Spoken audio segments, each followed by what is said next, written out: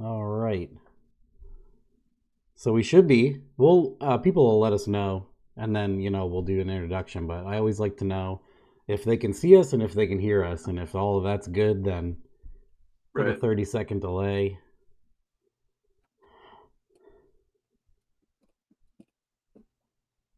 We can hear and see.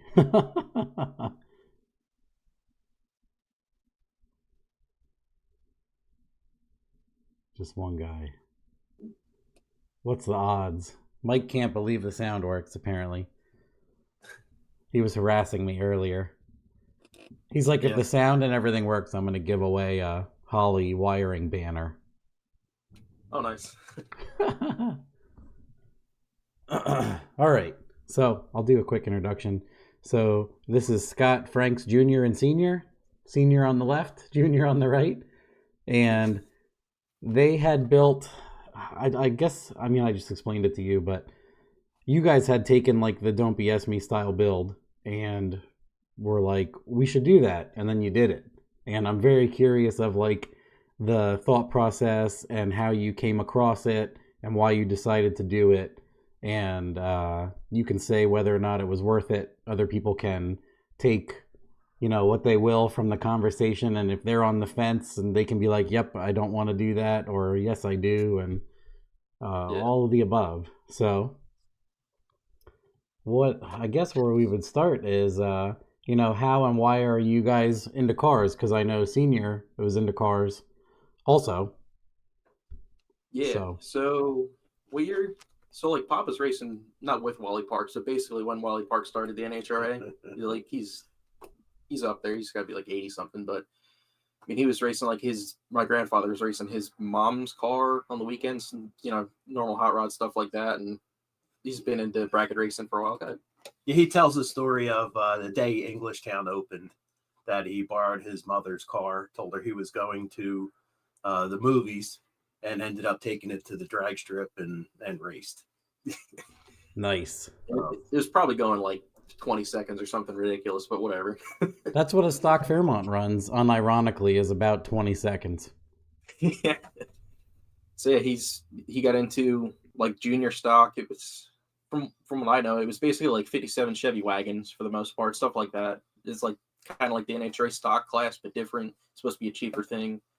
Then that led into him doing bracket racing, which he has a car that a lot of people around this area know. Like a lot of bracket racers know. He had a really good driver, Bobby Mullaney.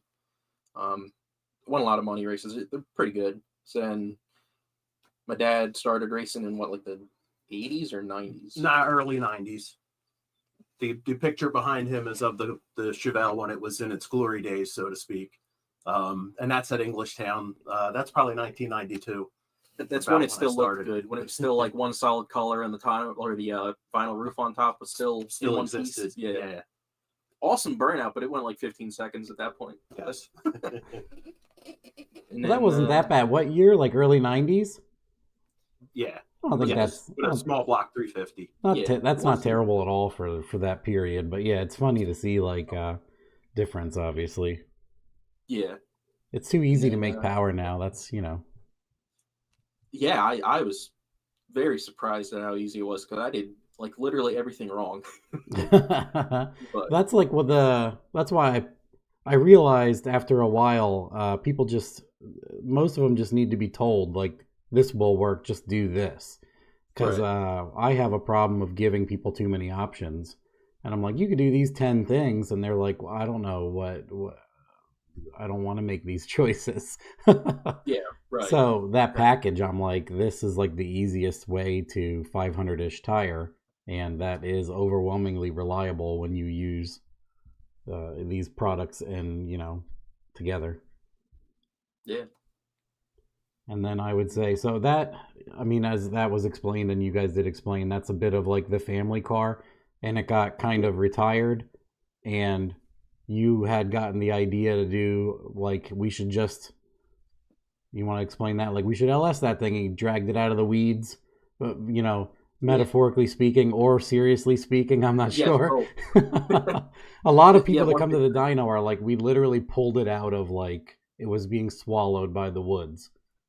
Yeah, so it was as close as you can get in like Trenton, New Jersey area pretty much because there's like no woods. But yeah, my great uncle bought it in '76. Was that it? Yes. 76, and then it's been in the family since then. My grandfather owned it. My dad had it in high school, and then we want to say like 2002, it got put on jack stands and just sat there until 2019. I want to say like December. I watched videos of Drag Week all the time and looked really, something really cool to do.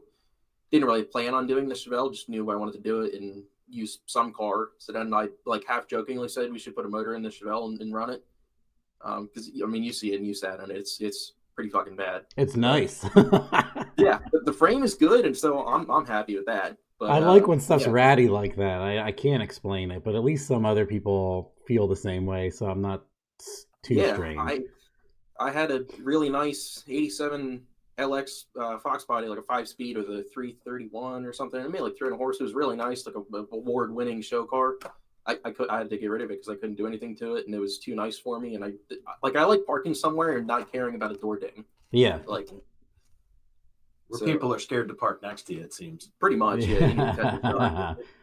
Yes, I share those sentiments. So, were you watching? How did you get involved with like seeing the sloppy mechanics or getting the idea to do the swap or propose the swap to the crew?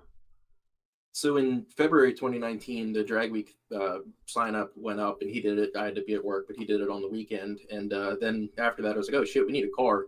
And I was like, "Oh shit, we need a motor and a car." So just started like YouTubing, like, Turbo LS would be cool. I hear they're cheap. And then found your videos, and then started reading like LS Fest forums and LS1 Tech forums and stuff like that, trying to decipher from who knows, like who sounds like they know what they're talking about, and people that just like say whatever they want to say. I don't know. It's the internet after all. Yeah, right. And in February we started putting it together, and then by June, I want to say, it was running NA. Like you see the one picture, I had a bazooka, like the world's longest cherry bomb sticking out the hood. Yeah, that's nice. We'll have to. I think after we get into maybe some of the dyno and Drag Week talk, we'll show people the pictures. Yeah. So that was cool. I mean, we took the motor and trans out of it because it was just like a small block with a power glide in it. Took the motor and trans out of it. Got a 5.3 and a 480 off of Facebook, off another bracket racer I know, and for like, I don't know, probably like $1,200-$1,300, something like that. Put the HD2 kit in the 4L80 and put it in there, and it was running and driving. It went like 1360s NA, which was terrible. I mean, I was kind of happy because it's like O2 Camaro level, pretty much. That's pretty awesome. Range. So I was happy, and it had the hooker headers, so it wasn't meant to be NA. Yeah. So I was happy with it. Oh, that's really good with the turbo headers on it then. Yeah, and that was ran with that cherry bomb thing at ACO. No one said anything. They didn't care. It was fine. It was a normal day. ACO is pretty funny. I used to make jokes about going there because like you drive up to the guy to get like lettering, and you're like, "Can I get it?" And he's like, "Go away, go race." And you're like, "I don't even have letters." And he's like, "Oh, you're wasting the guy's time to letter your car." Like, okay, sorry.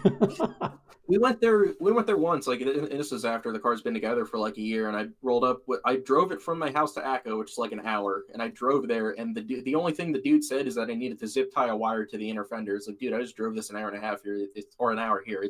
The wire is fine. We're good. It's not falling. But it made him happy, so. Whatever. Yeah. And then you ran it on motor, and then you had the idea to turbo it. Did you see like the Colorado builds? Yeah, I did. So I did the idea from the beginning was to turbo it. I just wanted to make a run and just make sure everything was fine because I hadn't ordered the turbo yet. I want to say in like end of July, we had the turbo on it. But yeah, I saw the Colorado build, saw the Fairmont stuff. Obviously, when you're going like 960 or whatever at Cecil, and I was like, all right, cool. I'm gonna do that.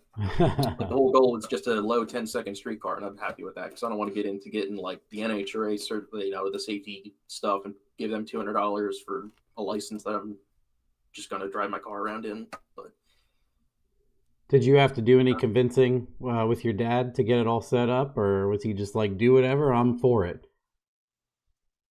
Yeah, no, I was definitely all for it. Had no clue fuel injection or anything like that. Neither did I didn't know shit. And was really excited to actually see the car back on the road after all these years. Yeah, that's nice. I think that's pretty much why we started out with the NA. We had kind of stolen a lot of things out of that car through the years for other projects. So we were putting it all back together. It was sitting without a rear. Yeah, right. So it basically just getting it out and back on the road. And getting it to the track a few times. It was, it was kind of brought back the memories of high school and, cruising the car around. It's neat to hear. I was excited. It's neat to hear that you guys had it on motor, because I suggest that often, like, just get it running. Just get the vehicle running and moving, and your motivation will go through the roof. You don't have to push the thing anymore. And then hanging a turbo and stuff is relatively easy, I say to people. Once it's running, driving, everything else. So was that, you agree? Yeah, like you and Freiberger both say he says don't get it right, just get it running. Which I love when he says, I say similar, but he's the one that coined that one exactly. Yeah. Yeah, and that's definitely, because I mean the whole car was built. The first iteration, I guess you could call it, was built within like 7 months, from February to September, and it was done going 1170s on an average, pretty much so. And I had no idea about Holly stuff. Like, I bought it. I was planning on doing it on stock computer. I'm so glad I didn't do that. It would have been a bad situation. Yeah, you came into it in a really good time, just like when my buddy did the Camaro. Yeah, because you just did the hand. I remember that now. That's why I wanted to go over this too. I remember. So you did the handheld, ran it naturally aspirated, had no one professionally tune it, and then you guys put the turbo on it. And I believe you were. How did you do? Did you do the handheld again? Oh, hell yeah. I don't know what the fuck I'm doing. I still don't. But you just punch stuff in? You didn't load like one of my downloaded ones or anything? I think I looked at one for injector data, but at the same time I bought the Snake Eater, the 80-pounders in the Multec size. And they weren't in there, so you just... Boop, boop, boop. Right. I think they had like an XL 80-pounder. I was like, that number's the same, so it'll work. It did. Yeah. I mean... It's alarming how common sense easy that the Holly handheld stuff can be. It's the first couple times, like whenever I tell somebody whenever they're going to do a Holly car, I'm like, you're going to load a custom tune anyway once we're all done and everything. But what you should do, just for you to see it work, is just do the Game Boy, like we call it, beep boop beep boop, and just start the car. Like it's mind blowing that it can actually do it. I'm like, just do it once or twice so you can just see it work. And then you can load, custom tune with ethanol and everything else. Right. Before this, I never wired a car, so that's the reason why there's like 3 fuses in the whole car. So I mean, it's a little bit of a fire hazard, but that's fine. Never wired a car. Never messed with any fuel injection. Never messed with an LS. Never messed with a turbo. Funny story about the beginning of drag week. So I thought I got 2 wastegate flanges in the box from like the VS Racing, the 44 millimeter wastegate. So I just like installed the one on there and I was like, I don't know what this other one's for. Put it back in the box, and this thing, the fire ring. You already know where this is going, yeah. Yeah.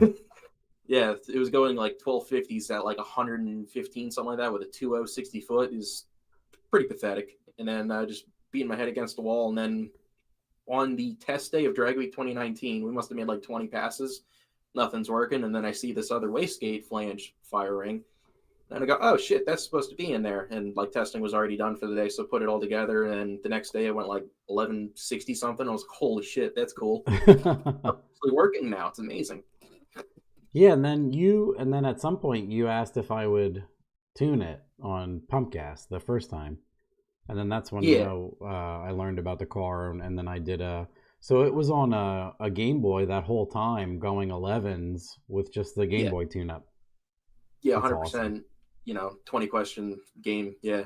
So I didn't know what fuel trims were. So I just saw I think what most people assume that are on the same level of knowledge of me at that point is like the learn thing. It's like, oh, it's only like 10%. When's it going to get to 100? So then I would mess with stuff, and the number would get bigger. It's like, that's true. Right. You didn't know that it's 10% off of a target that exists. No idea. Absolutely no idea. I knew enough to put in like the learn table thing and adjust that and make sure everything's kosher there and make sure everything makes sense with like from what I thought made sense. Like I think I read at one point your thing about like 14 pounds at 14 degrees something, and that's like a pretty safe range. Is that right? Yeah. Yep. And I've posted I used to post it was a little boost gauge and it had like Yes, recommended timing amounts on it. that's exactly what I saved. That's what I was going off of. Yeah. Oh Yeah. yeah, shit. At that time, I was using I had it routed wrong, but it was the manual thing with the ball and screw, like the Oh, manual okay. boost Yeah. controller. Yep. And I had it like routed backwards because I showed up to you with the dyno, and you're like, "Oh, this is wrong." Oh, okay. I didn't know that. And then you But yeah, did so then I can't remember how much power did we make, and then I did a bit of custom tuning, and then you went 475, I think. I want to say it was either like 450 or 475, and then you tuned it and it made 550 to the tire. yeah, and then that was like 2 weeks before you were going to drag week or something, right? No, the first time that was after drag week. I had messaged you before drag week, but you didn't get to it, which is fine because it still worked out. Everything was fine. Then I messaged you again. Then Oh you yeah, did that was tune it. cool. You're like, oh, I just Game Boyed it and I raced drag week. I did really good, and I was like, damn, good job, dude. Yeah, You must have done a didn't weigh lot anything, really but well to do that. yeah, I didn't have to push it back home. Didn't have to go on the trailer, so I was happy with it. But yeah, we tuned it, and then after your tune, I went to Cecil for one of those Street Wars like import versus domestic deals in March, where it's just ridiculously cold out and the track is fast. It went Yeah, like 1070 at 128. that's So awesome. that was really cool. With that 555 wheel. Yep. Yep. And that was a 5.3 with the stock truck intake, which I still use, and the 706 heads with Brian Tooley Stage 2 turbo cam, 4L80 with like a 3000 stalled. I think it was that Trailblazer 4L60 type converter for a 4L80, if you know what I mean. Yeah, It was their like a $500 one, something like that. yeah. And like 355 gears on a 26-inch tire. So it's pretty good. It's funny doing roll into the water box and nobody's looking at the car because it's a piece of shit, which I understand it is. Yep. Then I start doing a burnout and it goes to like 6,000 RPM, makes all kinds of cool noises, and everybody turns around. Everyone looks, yes. Yep. I'm familiar with that, cool. having total trash vehicles. Yeah, and then they make turbo noises and people are like, but it's not just making turbo noises, but it sounds like it's running okay. They're like, oh. Yeah. Yeah, right. It can make Right. turbo noises and sound like it's missing a bunch of cylinders, and people are like, yeah, that's what I figured. Yeah. And yeah, then so how did you choose what did you do for like a fuel pump? Did you just do your own external thing, or? I just got the Aeromotive had an A1000 in-tank pump with like the cell and everything with a fuel level sender, for gas gauge. So I just got one of those. I want to say Oh, it so was that was the whole hat. Yeah, Oh, it came yeah, pre-assembled. nice. I only killed one of those so far because I knew like the first time I brought it there, you're like, oh, so many people kill these things. I've had good luck. The only Yeah. time I killed one is I like said some brand new people one do and some people don't. Yeah, I'm lucky, and I got another car from my uncle. It's like a third gen Camaro bracket car with a small block in it, and that's got an A1000 in pump as well, and it's been fine. I'm gonna go out there and it's gonna die now, but it's been fine. Yeah. Yeah, we didn't have good luck with those back in the day. My friend and I used to do Ford motor Fox body stuff, and he had an A1000 and he had it replaced like 3 times. And yeah, we just are sour from that. Was that the in-tank one or the inline one? It was an 'Cause I could see that. external one, and he did a sump. Okay. So I mean, we were dumb too. It could have been gargling air its whole lot. Who knows?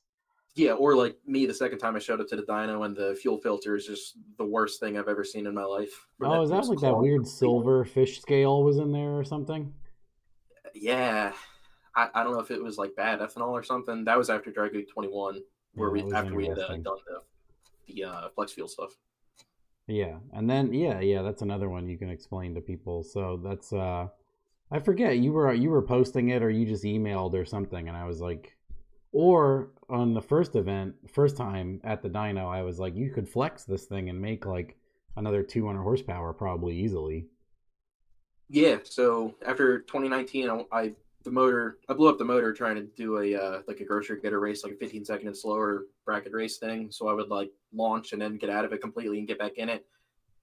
When I got back in it, it popped one of the cylinder 7. I still have it. It melted the shit out of the piston. That was pretty cool. Huh. But so that motor took a shit. That's when I got the 4.8. That was just like a O2 Avalanche 5.3. Never took the heads off of it. Like, don't know what the pistons. I'm sure Gen 3 rod and piston, obviously, but after the first motor blew up, went to the Gen 4 4.8, same cam, same heads. Like I took the heads off the 5.3, put them right on that. Gapped the rings with a Milwaukee handheld grinder thing, and just like it's roughly 30, so that's fine. Reused all the main bearings. Didn't look at the cam bearings like you say because I'm not changing them. So You don't want to know. yeah, I've never changed the oil pump. I mean, in the total of 2 motors that I've done, I've had good luck with it. So Yeah, sometimes the less you touch them. Timing chain. Yeah. That's why I say it out loud. Sometimes you don't care about it and you just leave it alone. It just works mysteriously. You just leave the magic in there. And then so you have bought like the flex fuel stuff. Did you I can't remember what you had for injectors. Did you kept your same pump, or what did you upgrade from there? It was I still have the A1000 in there. I had 80-pound originally. Then I went to the Snake Eater, still Multec style with a stock intake and all that. But it's either 150 or 160. It was like the middle one. It wasn't the no, it's the thousands. It's 1000s because I didn't have the 150s. That's what it was. Yeah, he has the for the truck drop in, he has 1000s and 1500s. Yeah. So I went to the 1000, and I forget what the duty cycle is, but it was obviously enough. It's been fine. I can't remember what it made. Did it make like 750? 675 to the tire. Oh, okay. But that was with the 4.8, and so I'm sure it lost a little bit of power there just from engine size. But then with the better rods, and I think we went 20 pounds, 21 pounds, something like that, where the 5.3 was still, that was like pump gas and meth, and that was like 17, I want to say, pounds. Oh, and the first time I had a 7875 cast VS Racing, the 4.8, I put a billet one on there, like the old Gen 1 7875 billet. Oh, okay, yeah. But, yeah, those only, okay, it's a Gen 1 can only go like 700 wheel. Yeah, I ended up buying, I don't remember if it was a Gen 3 or Gen 2.5. It was one of the better ones I bought recently, just haven't put it on there. Oh, nice. Yeah, those will go like another 100. On some cars, the Gen 2.5 and 3 will go so far, but majority of them will go like 840-ish. Right. Which is more than enough for most things. Yeah, I mean, the biggest problem is whatever issue I have with the trans brake. So I got a 3500 stall Circle D converter in there with the Jake's D3 trans brake.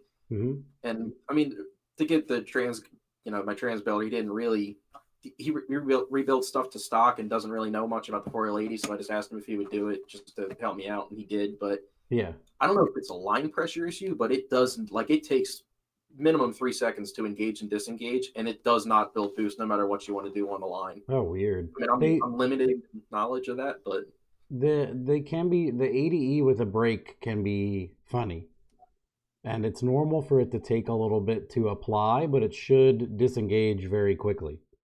Yeah, I want to say if we're on a the regular tree coming down, I'd have to let it off as soon as the third one comes on. It's so you're basically using like the sloppy trans brake. Well, no, the D3 one you can leave. No, I know what you mean, but I do that. I've done articles and show people how to do like the sloppy mechanics trans brake. I'm like, well, that's essentially the same. You're waiting for it to power downshift. Yeah, right. I mean, it could be a low line pressure thing too. It's only like 170. As soon as I hit it, it goes down to like 10. Like I got a line pressure thing from Low Dollar and put it in there, but I gotta look into it more. Those would be Cameron questions for sure, and Jake. They'd be able to.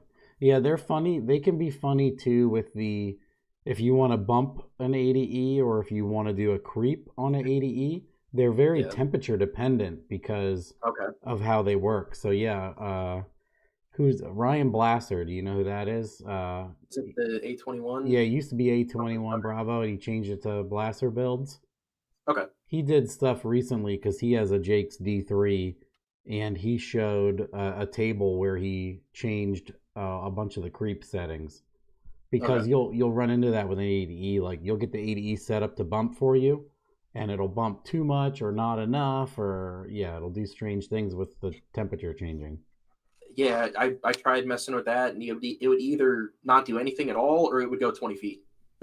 Nice. Or feel like it would go 20 feet, so that was cool. Yeah. But I'm struggling. Like if you know anybody local that redoes, will do a 4L80 nice, pretty good. Because I'm struggling between that and a Turbo 400 if I just go to that and get an air shifter or electronic shifter. Oh, yeah. Yeah, that's what I usually tell people because it's expensive to do the cool shit on an ADE.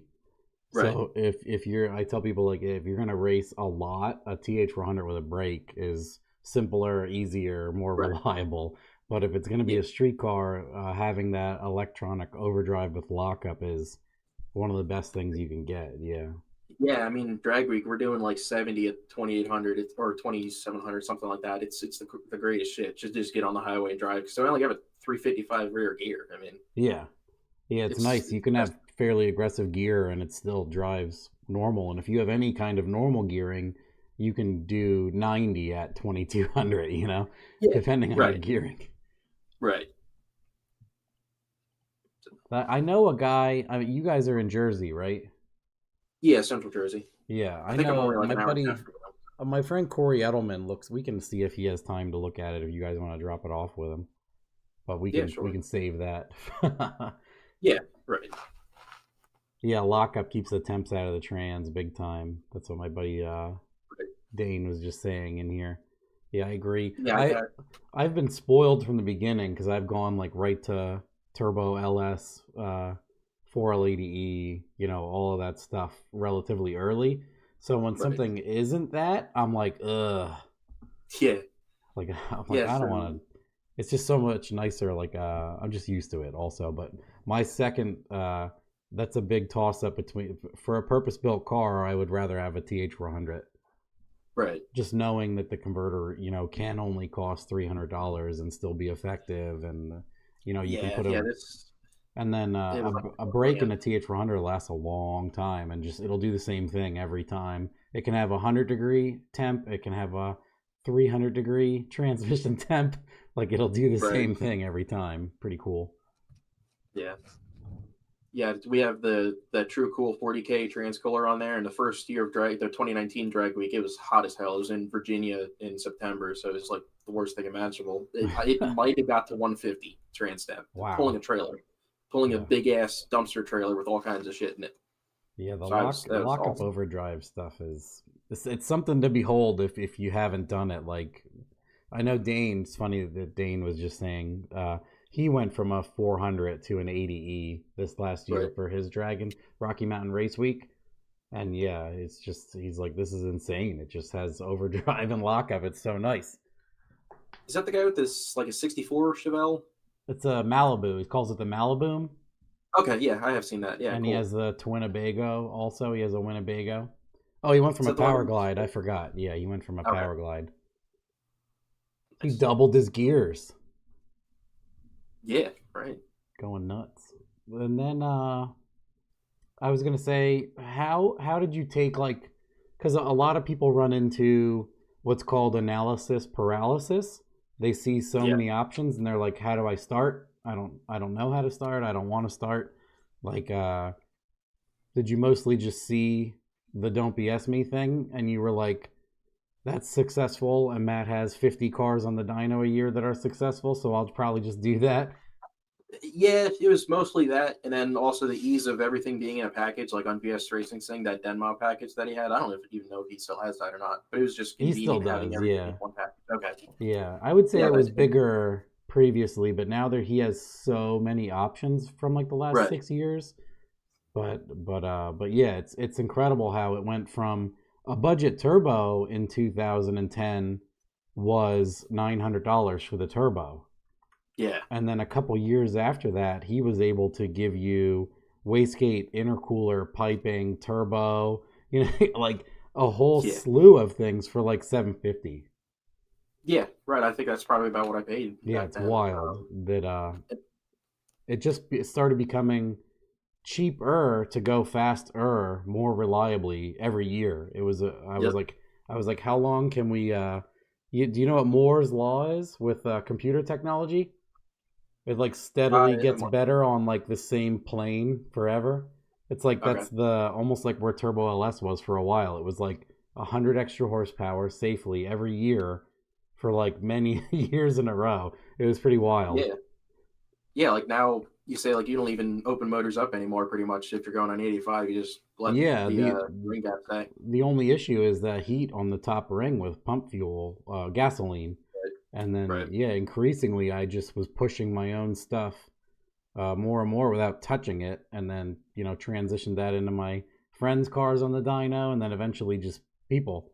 I'm like, they don't even get hot. It's ridiculous. You make 800, 900 rear wheel don't even touch the engine. Yeah, and the motor that cost you $700. Yeah. Like the cam kit was as expensive as this motor that I bought. That's all those memes are true where like the rod hits you take the cam out and the rod hit it and you're like, nah, you don't care. But it nicked your cam. The cam is like. That is absolutely true. Yeah, after the 5.3 blew up, I was like, well, as long as the cam's good, I'm using it again. I took it out and I saw it was fine. I was like, oh, fuck yeah. Because they're like cams around then, like early 2010 area, cam was like $450. Yeah. It was expensive. And then eventually my friends and I got into like doing that LS9 cam because it was only like $140. It's kind of upside down for what you want to do with like a turbo car, but it was so much cheaper. We didn't care. And yeah, like wasn't the LS3 hot cam on the same thing, something like that. I just remember reading. Yeah, similar. There was, and then we eventually ran into like the cheaper. We were buying those Howard's cams, and then that led me to Elgin cuts all those cams for all those people. Right. So Elgin cuts for trick flow. So you can find that Sloppy Stage 2. Like 1,000 people sell it as their own cam, but Elgin cuts it. So it eventually bled down to Elgin and blah, blah, blah. The rest is history with that one. Yeah. And with the analysis paralysis thing, that was the same thing with picking the cam. Like I just looked at Brian Tooley's thing just because I saw they had it as a kit with like push rod springs, all the stuff I need. So yeah, cool. Like I knew about the Sloppy Stage 2, and I had done some stuff with a small block with my dad earlier, but I didn't really know what I was doing. Yeah. And, well, it seems like your predisposition is just like, we'll just do it so you don't get stuck that bad. Other people are like asking on Sloppy for a whole month straight, once a day, which one, guys? Which one, guy? You know, and that, like if you had just purchased it and stuffed it in there, you'd be a lot farther along. Yeah, I'm gonna make fun of my brother for a minute, but we have a Cutlass, like a G-body Cutlass that I was planning on building with him, but you know this other stuff got in the way. But I got like a 90-some millimeter like stupid turbo and like the stage 4 cam because it said 4 on it. It was the biggest one they got, and a 5.3, and I got it running and all that. But I got a really nice 9-inch rear for it, and I told Mike that he's got to put it in, and he's stuck on putting one bolt in it because it doesn't line up. It's adjustable for a reason. Just put it in there. It's fine. It doesn't matter. Just put it in. It's fine. It'll work itself out. Yep. If not, you'll at least find out you can put the other 3 out of the 4 in instead of just sitting on number 1 not done. And I mean, when I was putting the Chevelle together the first time, there was definitely a couple of nights where I was just reading stuff. It's like, well, this guy's saying this, but it makes sense because the other guy says it in totally analysis paralysis, like you said, for hours. But it's tough. Yeah. There's so much good information, but then so much of it is conflicting. And then, it's. I ended up just like landed on one thing, picking it and saying, all right, cool. I'm just going with that. Fuck it. If it works, it's cool. If it doesn't, whatever. Yeah. I think that's what a lot of people just need to do it. So it's a good. And also, like, purposely putting myself on a time crunch, I feel helped a lot because, like, it had to be done. Like, Drag Week cost $450, something like that, to sign up for it. So okay. I didn't get the car together. I mean, let's spend $10,000 on a car because I don't want to spend $450. That makes sense. Like, yes, but yes, no, it's totally true. And that's why I always push on people the goals. Like, you figure out a goal and then you can work towards it. At least you know what you need to do to move. If you don't have that, you get stuck in like then you buy like an unnecessary engine and a fuel pump, and then everything else you have is trash. And like you could have dispersed that, money and parts other places where it was more important. But that's not always that easy for people to understand. So that's why I, tried to make like lists of combinations and stuff to show people. But and that, when are we gonna get that? Don't BSme 2.0. When is that coming out? That's what I said. I wanna. It'd be cool to show off Brett's car and then do similar with him and have him answer questions. I actually have I gave him a brushless fuel pump to try in his car next. He has a 4303 and we're right at the edge of it. So he's gonna try a brushless one. And we're going to mess with the speeds and see if it can go any farther than the 4303 or if it flows less or, just to have information. Because at the same time, that 4303 is just cranking all the time. So if he could run the brushless at 30% and then only ramp it in when he needs it, it would be, huge as far as like alternator electrical system taxing, and just Right. doesn't need to be pumping, 800 horsepower worth of fuel all the time. Could he use like in the Chevelle with that A1000? I bought I don't know if it only works with aeromotive pumps, but that little box, like I guess it's a PWM controller. No, yeah, it would be, I guess. That might be the reason why it's been lasting so long. But it either. Oh, you have a fuel pump controller? Yeah. Oh yeah, I mean they work great. It probably, what does it have, 2 speeds? I think it's on a ramp and it's programmable. I want to Oh, say it was cool. $400. I mean, I just left it at what it came with. Yeah, that'll help it out for sure. Black magic shit, but but would that work for Brett? I mean, if he's going to change the brushless is PWM out the box. What's anyway, cool right? is it actually failed in my Fairmont, and it's from Fuel Lab, and they replaced the entire circuit board on it. They said they had a thing of bad boards, so the only reason Brett's running it is because he has an external 4303, and this one could easily go in its place, and we can test it, and if it blows up again, then he can just put the 4303 back in or whatever. But what's cool about the Fuel Lab pump is, you can look them up, they're called the Prodigy series, but they have the controller built in. So it has 3 posts, power, ground, and speed. So you can just send a signal to it with the Holly or anything that's PWM out for the amount of fuel flow you want, 0 to 100%. Pretty cool. Yeah, nice. Yeah, Brett, he's got the 3rd gen Camaro, right? Yes. Yep. It went 8s, a bunch of 8-second passes the other day, high 8s. Yeah, on like no boost, right? Yeah, his setup, he built. He purposely put a bunch of compression into it so it wouldn't need to run a lot of boost, and it was a fantastic idea because it makes like 800 wheel on 18 pounds. Yeah, I bought a 6-liter that I'm pretty sure I want to do the same thing that he did to it. So was he just pistons, or was it piston and rod from Summit? Just pistons. He actually has rods in his motor off the floor in my attic. Nice. Yep. Gen 3 or 4? Gen 4s. Okay. So he got a 6-liter with a little bit of a roughed up crank, just the block and just the crank. And then he had someone polish the crank, and he got the rods from me, and he bought pistons because he wanted to mess with compression ratio but not change a whole lot. Right. So he got the Summit Pro LS pistons after talking to Nutter, and I think he's at like 11.6 to 1. No, it's still pump gasable to it. Yeah, it's not crazy, but it's not like 9, like low 9, like the stock 6-liter, or if you did cylinder heads, like get it a little bit into the 10 area. So, and then Brett, just being Brett, he wanted more insurance on his ringland. So those Pro LS pistons have a much thicker ringland before the top ring, and just a bunch of stuff. He's built a bunch of turbo cars in his life, and he's eaten a bunch of pistons. So he's like, I'm just going to put good pistons in it and hopefully not ever think about it, which has worked out for him pretty good.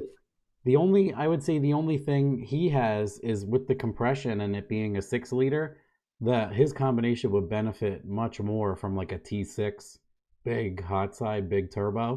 But then it would not light switch. He can leave basically off idle and the thing cuts like a 150. Yeah, I saw his post from Maple Grove where he's like off the line and it's like low 9. It's like, that's awesome. Like I just want to go low 10, so I'd be happy with that. I mean, my car weighs 4,000 pounds. But... Yeah, his whole expectation was he wanted like almost blower like response all the time. So he sized everything for that, and that's like exactly what he has. And he went to, I convinced him to lower he had like an 8-pound spring, and then 18 pounds is about where he made 800.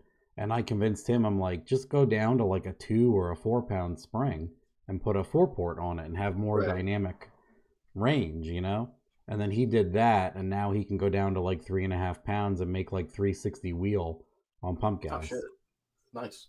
Yeah, so it's nice to have that. I always say to the people with like the dial stuff that I sell, it's nice to be able to do like the 4 to 8 on just swinging that thing around. Yeah, because you could tie that in with the Holly stuff to like ethanol percentage and all that stuff too, right? And boost level if you have it on the. He does. Dome. Yeah, he wired in his own dial, and Right. he did all that stuff. So he does the same thing where like he runs a lot of index class.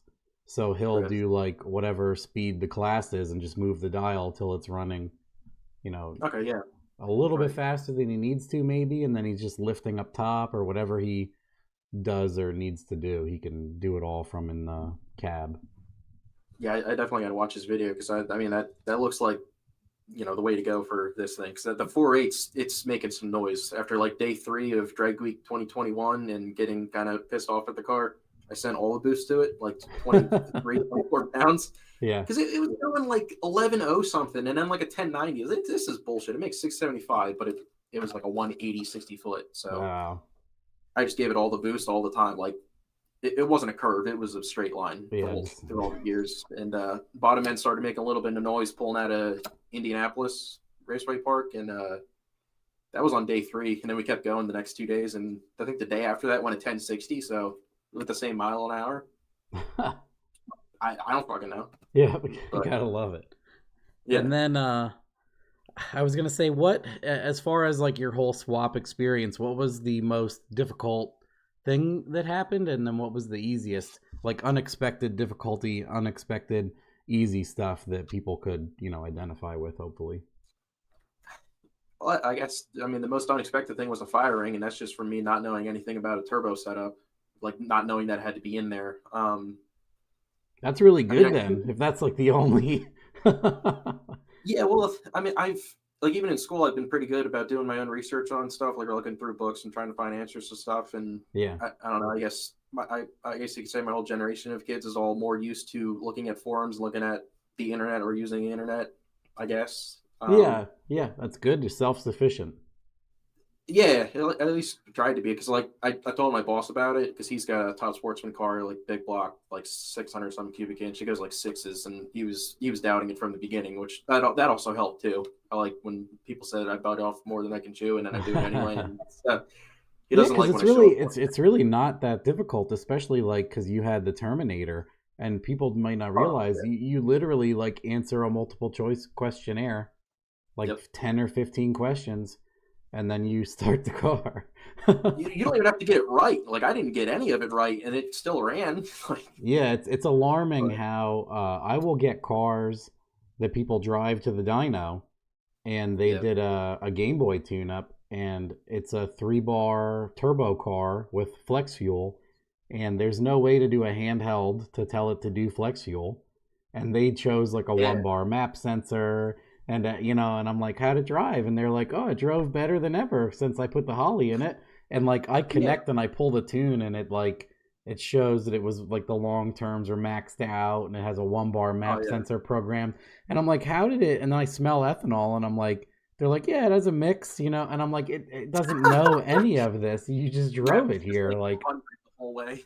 Yeah, he's like, yeah, it drove great. And I'm like, it doesn't even know you have boost. Like, did you roll into it at all? Oh yeah, a couple times. I'm like, wow, okay. It doesn't even have the turbo like section under the software. Not at all. Nope. Yeah. Just set up as a naturally aspirated in there. Yeah, and that was probably the best timing thing ever, because if like I've messed with tuning some of the HP tuner stuff, and like I got to a point with my own truck that I was just disgusted with it. That was when it brought it to you, and it made literally 67 horsepower. I can't remember that, but I believe you. That was my truck, my Suburban that I brought you the one day. Like, I don't know what I had messed up with it, but I put a cam and headers on it, and it made literally 67 horsepower. And I don't know if it was a knock sensor thing, but there's so many weird nuances. What did it make when we were done? Like 300 to the tire. Oh, no, that was a decent gain then. Yeah, 200 something. Yeah. Yeah, there's so many. It's tough because, like, whenever we start explaining, like if I have people on and we talk about tuning and then stock ECU stuff, it's like all arbitrary math. It's the gram cylinders and flow stuff that the timing is calculated off of on a chart. That number like doesn't physically exist. It's just what the computer sees, and you can manipulate those numbers. So those numbers could be all over the place essentially. So it gets real funny. And then you have 64 tables adjusting the ignition. Yeah, Yeah, and like the idle and shit. Like when I first started messing with the HP tuner stuff, and I saw what was it? Oh yeah, when I couldn't figure out why I couldn't make it like in the Holly software, like at 3,000 RPM, I want it to be like 12 and a half air fuel or whatever. It's like, why is it only 14.7 the whole time and still power enriched until power enriched? Yeah, Like that makes no sense to me. it's Coming just from a Holly, system to that, it's terrible. it is very interesting learning like all of the nuances and commanded and all sorts of stuff with narrow Yeah. bands and stuff that like you'll never ever need to use unless you do stock vehicle stuff. Yeah, right. Like half the time I want to tell people like just put Holly in it. Just it's not worth it. Yeah, that's why I mean like when that system came out and I saw how easy that was and it actually worked, I was like, I don't know why anybody would use anything else. And I totally looked like a fanboy. And like I'm like, yeah, they're giving me them, but I'm like, I don't think you guys get it because initially a lot of videos came out where people were like, HP tuners is still cheaper and blah, and I'm like, you guys aren't, you're totally not understanding the safety, wideband, target air fuel aspect, data logging. Like, yeah, like I'm like, you're kind of missing the. It's like having a truck that can't carry anything, and then you buy a truck that can tow and put shit in the bed. Yeah, like it's hard to draw that line to people that don't understand the scenario, but most of them do. Yeah. Yeah, but you can immediately talk to people who are like, I had HP tuners and I finished a turbo car and I spent 4 months trying to get it to idle. Yeah. And then there's like you're one of the thousands of people that have just beep, boop, beep, and it starts and runs and drives. Yeah. And I'm like, it's ridiculous to me that it can even do that, but it sure does. Yeah, I mean, did pretty much all of it on my own. Like you didn't know I existed until I said like, hey, I built this thing that you told me to build. Well, not directly, but yeah, I was like, hey, did you still need this tuned? And you're like, oh, I went to Drag Week and it did pretty good. And I'm like, do you even want to come here? You don't. I don't have to talk you into anything. Like if it's working good, call it a day. Joe Simpson is in the comments and he goes, stock ECU stuff is AIDS. It really is. And then I explain, I'm sure Joe has run into this, and everybody that has touched a bunch of stock ECU stuff in a row in like a dyno tuning scenario, you can have 3 of the exact same cars with 3 completely different factory tune-ups and then taking 3 totally different amounts of data points. But they're like, when I used to do tuning classes, I would show people information from 3 2011 5th gen Camaros, and like one would do this and they were all the same car. One would make wildly different horsepower, one would have like I'm trying to blow myself up from the factory tune, one had like a race car tune up in it, which was like a nice edged out pump gas tune up that like I might have done, had a good air fuel and it had just enough spark in it, and then the other tune up has like a 10.0 air fuel and 9 degrees of timing and it's a turd. Right. And they're all 2011 Camaro. They're all the same shit. It's wild. Yeah, recently, I mean, the deal that Joe Simpson has with that doing the trilogy thing, with like explaining all the Terminator stuff, that's definitely a major help too. Like if that was around during like 2019, I have no doubt that the car was going 10s back then. So a little ad for him, but I mean, the stuff works. It's good info. Even just his dyno videos are good on YouTube to try and figure out what he's doing. Oh yeah, I think especially just seeing that like all the cars are a bit of a struggle is part of the game too. It's nice when you don't, but man, like there's so many stupid things. That's why I posted like this. I posted like an insanely long thing the other day. I had a weird day where I had like 20 issues in a row and we resolved all of them, and I'm like, I should write all this down just so people can, if they have the time and care to read all of it, they can be like, wow, like there were so many random things that attributed to something stupid not working correctly, when you could throw either party under the bus, or understanding it could be very easy or it could be all of this when I go to start this stupid thing. Yeah.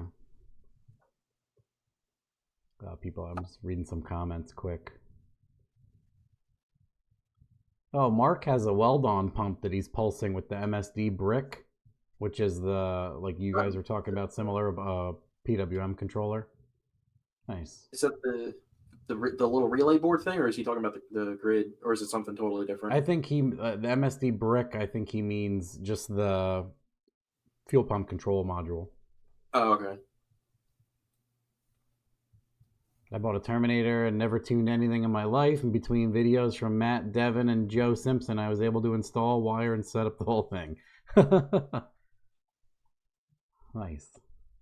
Oh, Calvin's on here too. Yes. So He does that's some what crazy stuff.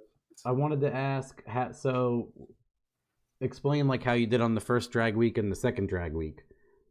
So 2019, after the test day of it being just terrible, not embarrassing, but funny that it was going like 12.0 with a turbo making all these cool noises, and it was terrible. Then first day doing 1160, something around that area. The only real issue we had that day was we still had the drum brakes on the back of on the 12 volt, and it was like 30 years old, and the backing plate, the pin was like pulling through the backing plate for that hold the brake shoes on. So we drove from Virginia up to Frank Sapinaro's house in Maryland, and was at his house at like midnight. And he's got this, like, I'm sure you know his car, that beautiful Chevy. I do know who that guy is. That is a beautiful car. I heard he's a really nice guy too. Yeah, it devalued his property immediately as soon as the car got on the lift. But, yeah, fixed our stuff there. I think, was that the day we slept in the Walmart parking lot? Yeah. Yes. Yeah. Street. Yeah. So I guess that was at Cecil County, and that day went like 11:49 or the 7 or something like that, and I don't have a bar, so I had to go back and make another pass. Went like 11:70. I don't think we had any real issues that year. Oh no. So I think it was fairly recently that the Hooker came out with the Turbo LS manifold thing, and they were still using like the bellow or whatever. It wasn't a solid joint at that time. Yep. Blew that fucker out. That was a piece of shit. So we did have to come home and weld another straight piece in there. So that was an issue. But other than that, it went like I told him. I probably should have never said it, but the 2 drag weeks we did in 2019 and 21, relatively easy. Like, we didn't really pull over to the side of the road to do anything. And then we did Midwest drags with his 64 Chevelle wagon, and got 3rd place, which is cool. Nice. But in the 12.0 class. But on the 4th, we were also at Cecil there. Melted the alternator off of it. Had all kinds of issues there. That was a whole fun thing. That sucks because like alternator goes, you're like, oh well, but like alternator can melt some other wires attached to it, and then you're like, here goes everything. Yeah, it melted the belt off the car. There was a pile of rubber on the frame. Like from it. The belt disappeared. Yeah. So I was making the pass with the hood off because we were like just barely skirting around the 12.0 and just trying to do anything we could. And the belt disappears on the top end. Like I don't see the belt go anywhere. I just see smoke and think, oh, cool, I'm on fire. And it's just the belt that disappeared. And then I think we put like 4 alternators on it. Like everyone was dying. So were they all like AutoZone ones? The first one was like a CVF brand or something. It was some. We had brought one spare with us. Yeah. 2 of the same brand. Something we bought off of Amazon. And this car's got a small block in it, so it's the old school like 1-wire, like 140 amp deal. Yeah. We did end up with a Pro Form from Advanced Auto nice. from the 3rd one that we purchased, and ended up needing that one as well. So yeah, I feel 2019. 2019 was fairly easy. Didn't win anything, but it was average of like 1170. You completed it though. Yeah, I was happy as shit to do that. Yeah, I mean, most people don't even complete it. So yeah, we drove the car there, did the week, and then drove it back, and there was no trailer needed, so it was a success for me. So yeah, that's incredible. I mean, I know so many people that unfortunately, just something happens the first day or the second day, or they're just plagued with like stuff happening the whole time, and I'm like, yeah, I don't know how that's enjoyable at all, but. Not my thing, but yeah, at least it doesn't seem that bad for you guys. Yeah, so what was that? We were talking about going to LS Fest in 2020. Yeah, the year that they canceled drag week because of COVID and all that stuff. Oh, so, you took the Chevelle or whatever? Yeah, we drove it. That was a stupid idea, but it was fun. We drove it all the way down to Kentucky.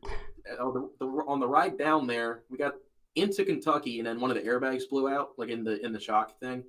So that's one of the pictures I sent you. The football shoved inside of it. Oh, I did see that. Yeah, maybe I should bring that. I should bring up the picture. So we were changing that on the side of the road. I mean, that was basically another drag week, but changing that on the side of the road. You got horses staring at us because we pulled into a farm. My brother was in the back seat. We dropped him off and drove to a Walmart because we had we're all large people in one car, and so we were trying to make it as light as possible to drive to a Walmart and get a football in it. When we're down there, the thing's going slow as shit. It's like 12-0. Is terrible. It was hot as shit. It was still enjoyable, but not fun. On the way back, we get it like 40 minutes from Columbus, like Ohio area. And my brother goes to drive. He puts it in reverse, and the ball joint rips out of the lower control arm in the front. Nice. I saw that photo. I'm showing everybody a photo of it. Looks like you just put the engine in it. Yeah, that was early. Yeah, you could see the old ass fuel line in there. Yeah, it looks good. It's got that lawnmower fuel filter on there. Yeah. It might have been glass. I don't think it was. Hopefully it wasn't. I don't remember. It looks plastic. It looks like all faded. Yeah. That was the thing in 1990. Come on. Yeah, I mean, it had braided line. Works good for me. Looks good. So so I can see that's where you just did the you ran the Hooker turbo manifold but ran it naturally aspirated. Yeah, and that picture is when I started the first time and just dumped the O2 sensor in there. Yep. And then that's the cherry bomb. Yeah.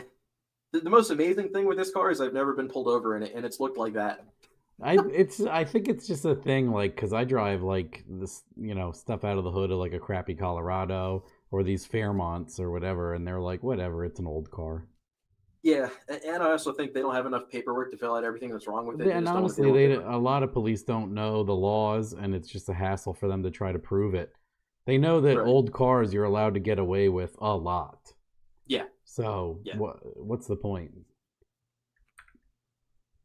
So yeah, with the DLS Fest trip, we had it flatbedded to Jegs parking lot and fixed it in the fucking parking lot. We put coilovers and lower control arms in a parking lot of Jegs. This looks like this looks like Atco. Yep, that's Atco, and that's with the exhaust pointing off to the side because I think there was some kind of rule about no exhaust pointing at the driver compartment. They might have frowned on that, so that's when it was going like 1360s, which I was like, I wasn't happy, I wasn't upset about it. It was just it was there.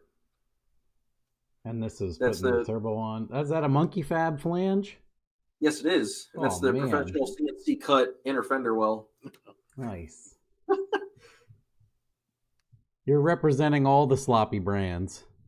Yeah, the VS Racing intercooler there, which may or may not be a restriction of some kind. I don't know. It still works. So is it the 3-inch one? You can go pretty far with just the 3-inch intercooler. Yeah, it is the old one. I mean, there's so many things wrong with the setup that I'd have to go over everything again now that I know more about it. But yeah, it's always fun to take like swing number 2 and see if you make it better or worse for yourself. Right. That's what I have, this 85 millimeter. I keep telling Brett, I'm like, let's hang it on for a weekend. Let's do it. Right. And he's like, my whole turbo kit is built to fit that size turbo exactly where it is. And I'm like, I'm like, quiet. Let's put the beach ball in here. Throw your hood away for a day. Let's just try it. I think that was the one reason why I didn't put the newer turbo on the Gen 2.5 or Gen 3 because it was a different flange and I just didn't feel like changing it. Yep, and the downpipe is 4 inches and there are a lot of other things. Yeah. These cars are deceiving. A lot of these old Nova, Chevelle, whatever body. With the steering in the front, pain in the ass. Yeah, you think there's a ton of engine bay room, but if you've ever swapped one of these, you know that there really isn't. Yeah, unless you take the inner fenders out, and then you got to deal with having water everywhere. Well, it seems like, then the tires are hitting everything anyway, and the suspension comes up and down. The whole, everything from the frame rails out is moving, like, largely up and down. It's not like a Fox body where, like, if it's in a certain spot, nothing's ever going to hit it, and that room is free.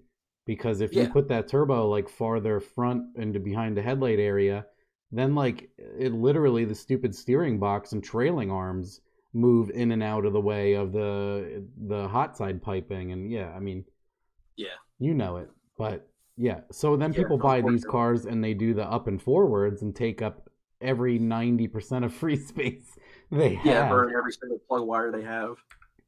Yeah.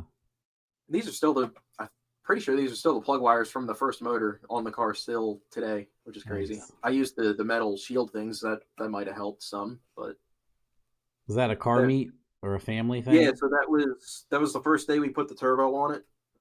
My brother welded the whole exhaust. He was like 16. He cut out everything and welded it all on there, and it's still on there. It's never fallen off, so that was cool. Did we have the Miller at that time, or was that the old Lincoln, like the arc welder? Yeah. Oh yeah, and that was like an ancient welder. And that's the drag week setup with the tires. No, that was just to go to Island for one day. Just for nice. Yeah, there should be other pictures where it has the trailer. The first trailer we got was literally a dumpster that someone made into a trailer. That's like awesome. We had to have electronic brakes put on it. The thing weighed a shit ton. But... So these were on motor? Or a little bit of turbo with the 1290? Yeah, that was with the turbo. I'm that good. That was nice. The first. That was with the fire ring out of it still. It's horrendous. Yeah, so you had like 2 pounds or something. That's awesome. It would build boost, but only on the top end of the track. Obviously nothing on the line. I was amazed it built any boost at all. Yeah. Well, I guess it would, because it wouldn't open the... Oh, no, the wastegate would be open... It depends on a lot of things, but it probably got up to a certain point where like it had enough turbo speed to give you some boost. Yeah. It was probably overspinning its brains out and just making a certain amount, you know? Yeah. I mean, it went like 1250 at 111 or something. That is a dumpster. That's amazing. Yeah. Yeah. That is the world's heaviest trailer. You couldn't see shit. So my dad had... my brother was doing high school lacrosse, so he had a mirror shoved into the lacrosse net. And he would shove it out the window every time we'd have to merge because you can't see shit behind you. Everybody got out of the way. It was great. Yeah, they're like, that guy is hitting me. Yeah. That's why I love driving crappy cars too, because I'm just like those memes where they're like, I paid $400, I'll kill us both. Yes, that's me and my Kia. I'm like, we will just hit each other. I don't care. Yeah, it's like, good luck, everybody. I turn now. Someone with a dually like 30 days ago merged into my Kia. Jeez, the old one? The 13. Yeah, I didn't. I was like, I can't move, and I'm not going to, and he hit me. Right. Yep, it's still smashed up, but not moving. 182 60 foot, 1160. That's like terrible. That was the first day of drag week. I was just happy it was 11 something. That's not bad at all. Some people are happy with a 2.2, but yeah. Oh, it's just I know, like, coming from the bracket racing stuff where like these guys like the NA 60 foots make more, like that's everything I base off of, and I think, I don't know, I'm sure you can get the turbo stuff to do 60 foot the same, and I know everybody does, but yeah, I still got to figure that out. A lot of it would be like if you had decent rear brakes on it, probably. I got Willwood brakes all the way around. Oh, now you have Willwoods? Yeah. Oh, maybe you could just maybe we could talk to Pete or something and get you a custom converter spec, because you should be able to, now you have the D3. Once all that's working, you should be mint on that.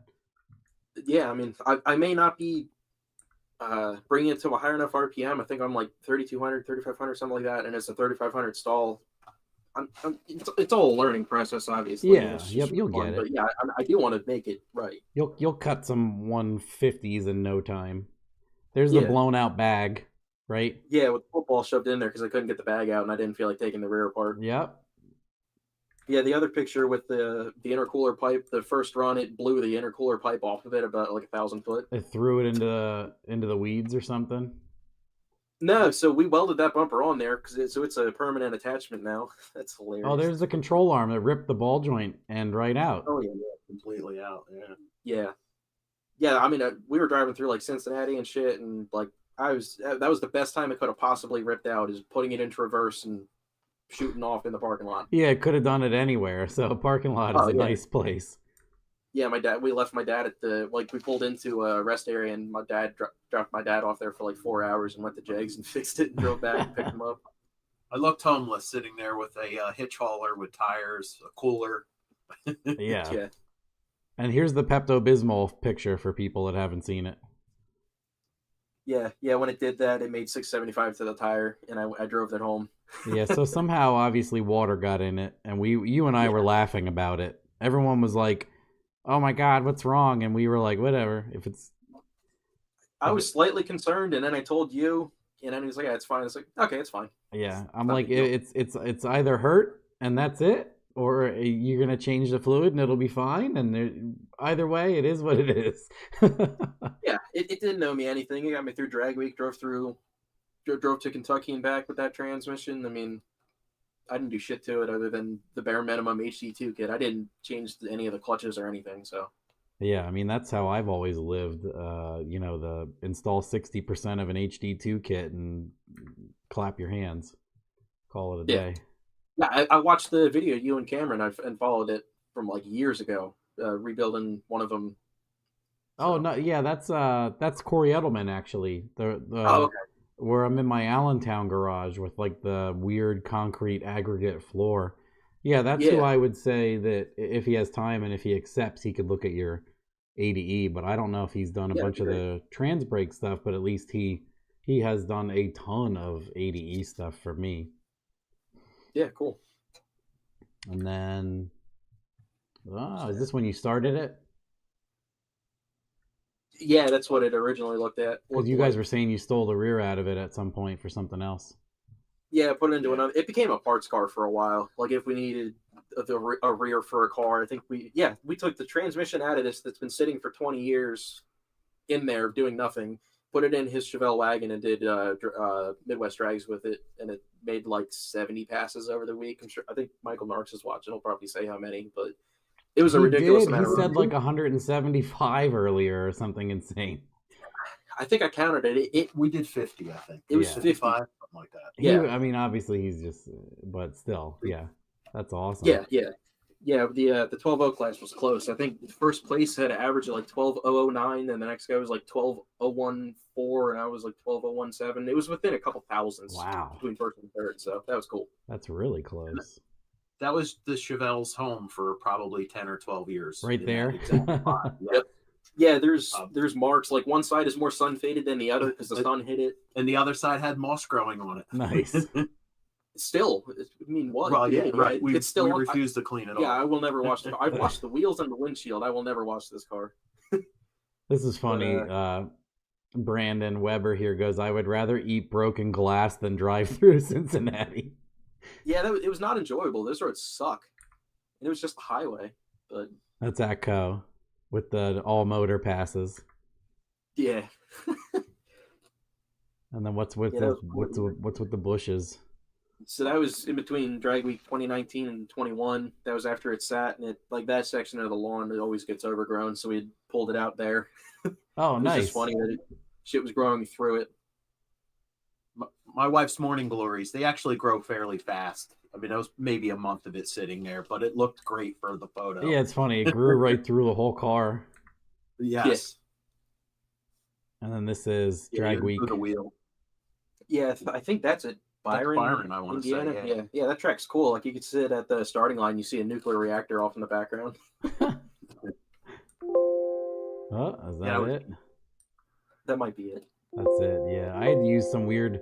So whatever reason, my OBS would not let me show like you can do like an image thing with it, and it was being funny. So I got like some really crappy image program just because I could capture it just for that.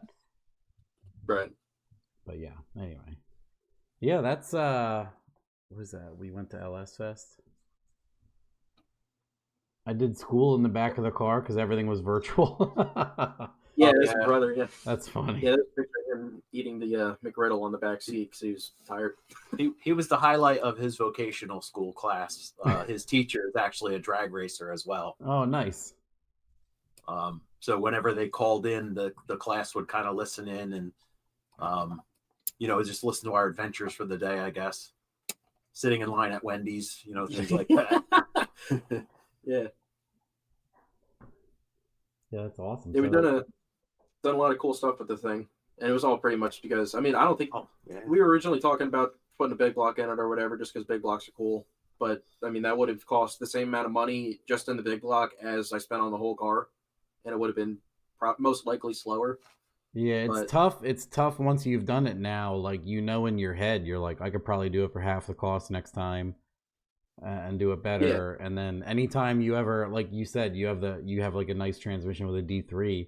and it's pissing you off. And I'm like, yeah, like anytime you spend money now and it doesn't do as well as the cheap item, it's immediately like your brain just hates it. You're like, I hate you.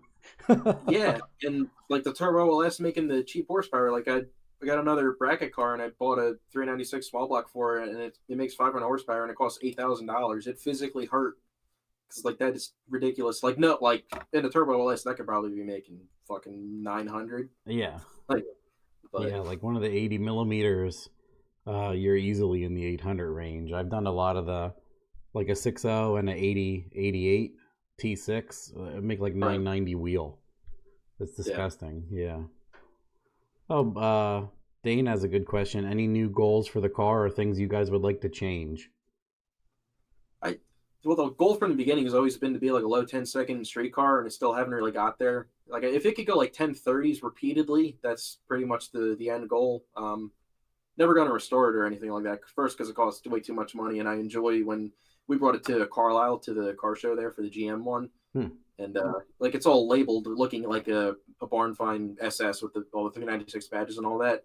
It's absolutely hilarious when people think it's a real big, real big block car. It was just labeled as that. It's not a real SS. But yeah, one dude came up.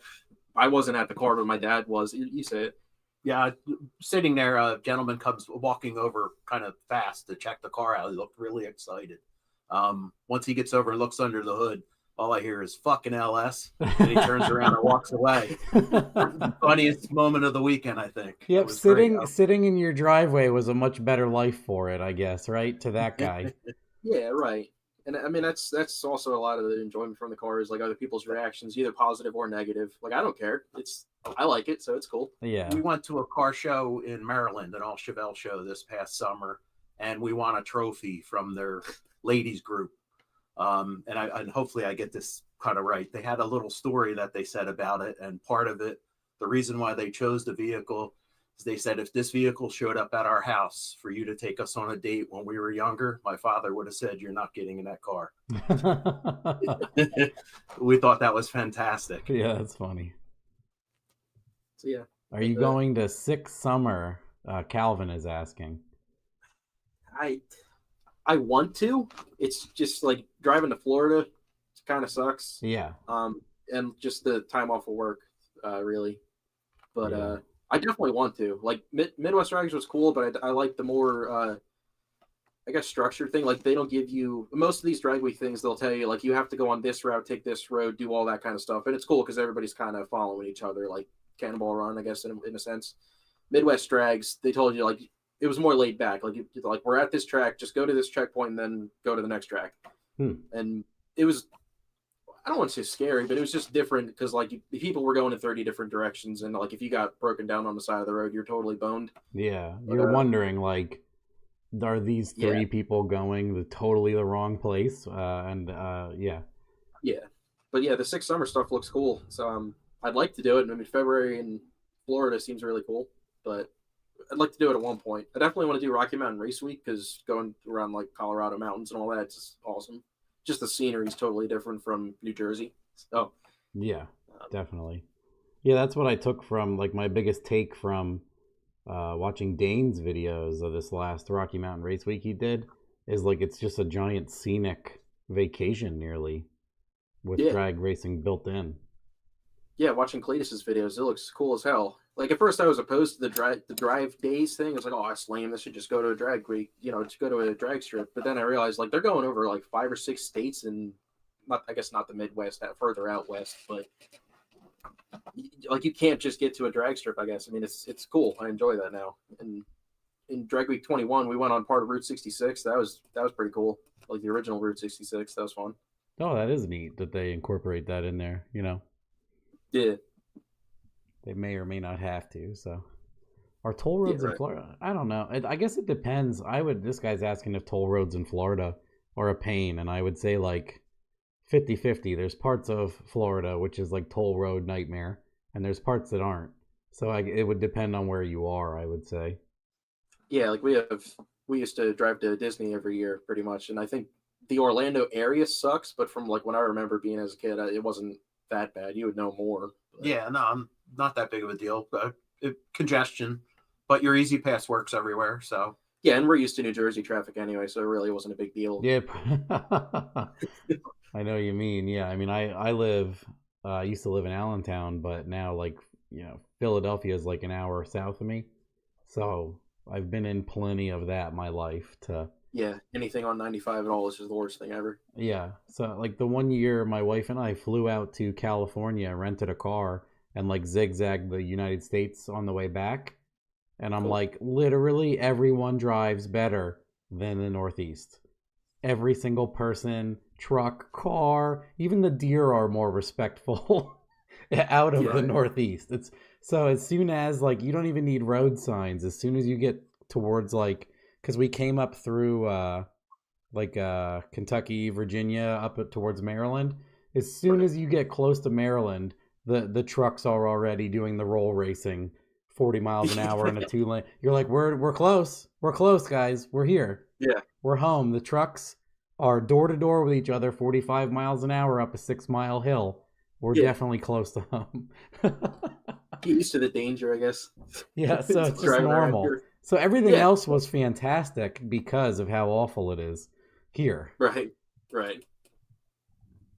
Yeah, I remember I went to first Texas Super Meet in 2006, and like people were just like pulling over and letting you pass. Like we weren't tailgating them, but they're just Wow. pulling over and letting you pass. And we're like, do they need help? What's going on? Like, Yeah, right. We didn't realize people were just being courteous. Like they're just thinking, oh, I got nothing to do. I better let this guy go.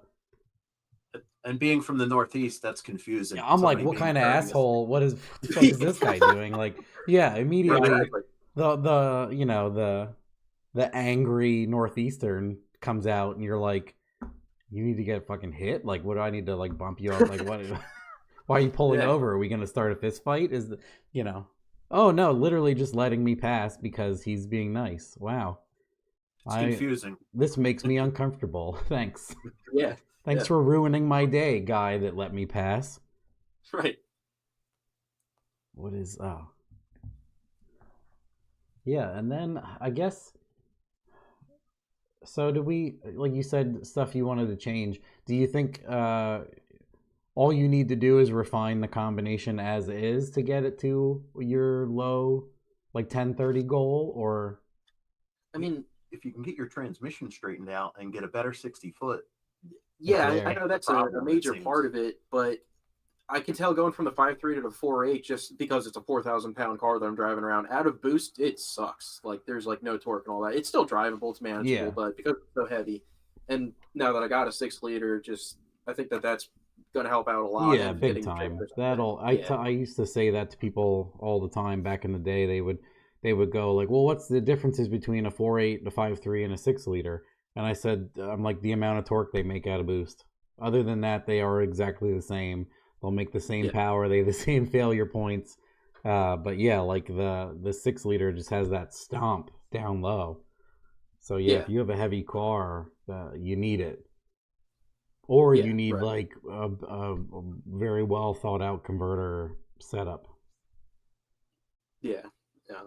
which And I don't usually know if- involves, unfortunately, like changing your converter like 3 times sometimes to get it right. But Yeah, and I'm still using like the original old school truck intake. I have a Trailblazer SS intake, but I just haven't put it on there just because I like, out of convenience for the regulator, vacuum regulator, fuel yeah, pressure regulator. yeah. I mean, it's tough to. I've done a bunch lately that like crushed it on horsepower, meaning they did really well with the stock 3-bolt, Gen 3 garbage, quote unquote intake. So Right. usually the Trailblazer one will give you like 10% for free, which is kind of nice. So if you make like 500, you'll make another 50 horsepower just by Yeah, bolting it right. on. Right. Hard to beat. But what happens is people want $500 for the things eventually, and then that's, Yeah. Yeah, I have it. Just then I would need to get a fuel pressure regulator, which I don't know. It's just I got yeah, lazy you end up with it. snowballing parts at it and not going any Yeah. faster, and you're like, cool, I wasted all that money. Right. No, yeah, I think And yeah, if, like you said, the motor's not healthy, or maybe or maybe not has an issue. So a 6-liter would make the car brake stand better, 60 foot better, and everything. So you probably get there pretty easily just with the fresh engine. Yeah, and I have the newer 7875 that I'll just put on dirt. Oh yeah, you'll be all over it. You'll be making 820. Yeah, and really, I got no interest in going 9s just because I don't want to deal with the NHRA licensing and all that stuff and send them another $300. I'm not a big fan of NHRA to begin with because they suck, but me either. And I bracket race a lot, so yeah. No, yeah, you should be able. It'd be funny. You could cut like a 2.0 60 foot and just charge it to a 10.0 out the back. Yeah, like 140 or something stupid. That's what if I ever did drag week, I would do that. I'd just set up the car to cut like whatever it does by just consistent 60 foots that are slow, and then just run like the 12.0, 11.0 out the back. Yeah. Yeah, after the transmission started giving me issues, because I wanted to take it and do the 11.0 index for Midwest drags, but after the transmission started giving me troubles, I was like, all right, you're getting parked in the corner. Just, I don't own this car anymore. Fuck it. Upside to the overdrive transmission, it like towing to Virginia from here took 6 hours. Driving the Powerglide car with a 410 gear took 10 hours. Yeah. To get back to New Jersey during drag week. Yeah, we got a Glide with a 4,000 Sol converter and a 3,600 pound car plus all the shit we got and a trailer behind it. That was fun. Still got like 15 miles per gallon now or something insane on a 950 CFM carburetor, way overly sized. Wow. But your cruising speed was much higher in 50. the overdrive car. Yeah, right. We were doing 50 on whatever 301 for the most part. Yeah, that was the longest day I've ever had. Holy shit. If we had the Chevelle with the overdrive, we'd have been doing 70, 80 on 95 and been home in 6 hours. You know, that was a big difference. It's a little bit of the like wanting to self-inflict pain. Like the Chevelle is just easy. You just get in it and it's 70, no big deal. It's a regular car. But well, that's why I said, like, that's why I push, like, the 4-speed electronic overdrive on people, because I'm like, just the practicality of the vehicle at that point is so good that you're running out of excuses not to drive it. Right. The whole first motor combination, like, from 2019 to 2020 was pretty much my daily car. I was driving it, like, every day, and it was normal. It was, like, no big deal. And again, like, that 550 area is so reliable and easy to get to.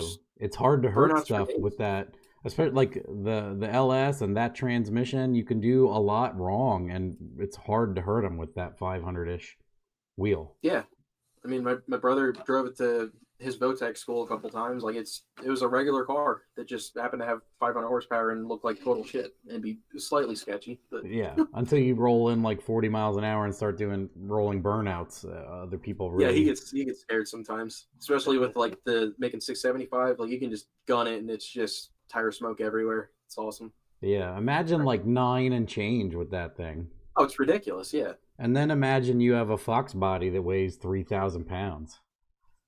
Yeah, and it's like way shorter than this car. Yeah.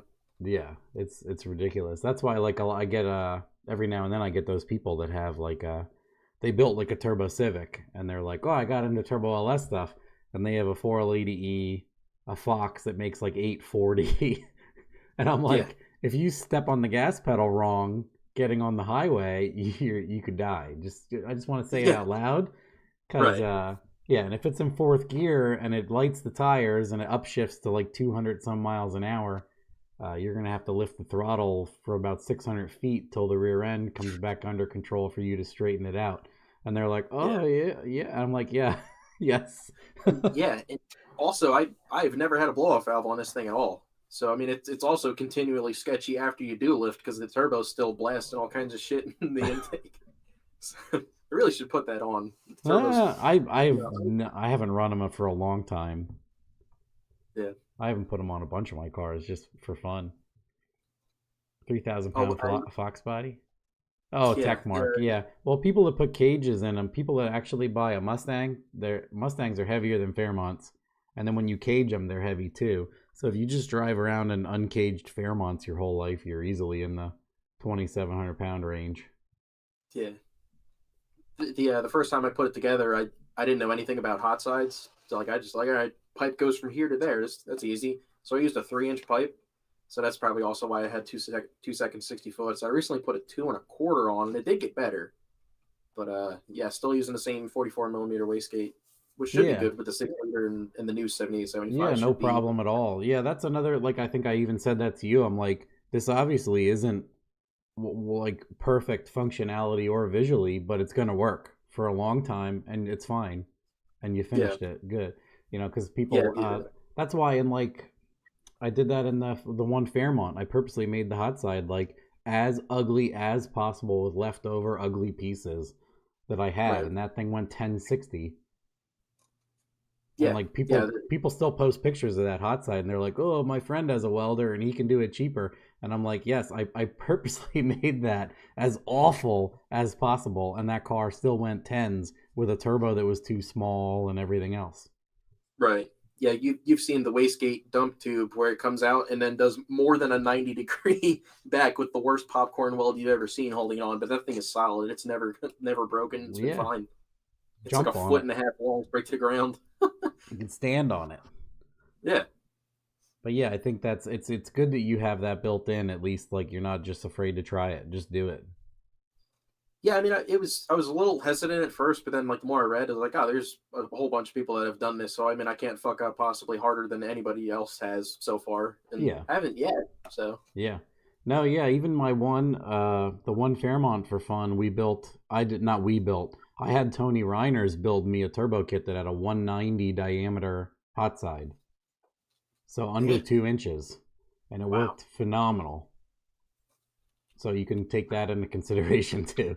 But most of the time, like the truck manifold is 2.5 inches.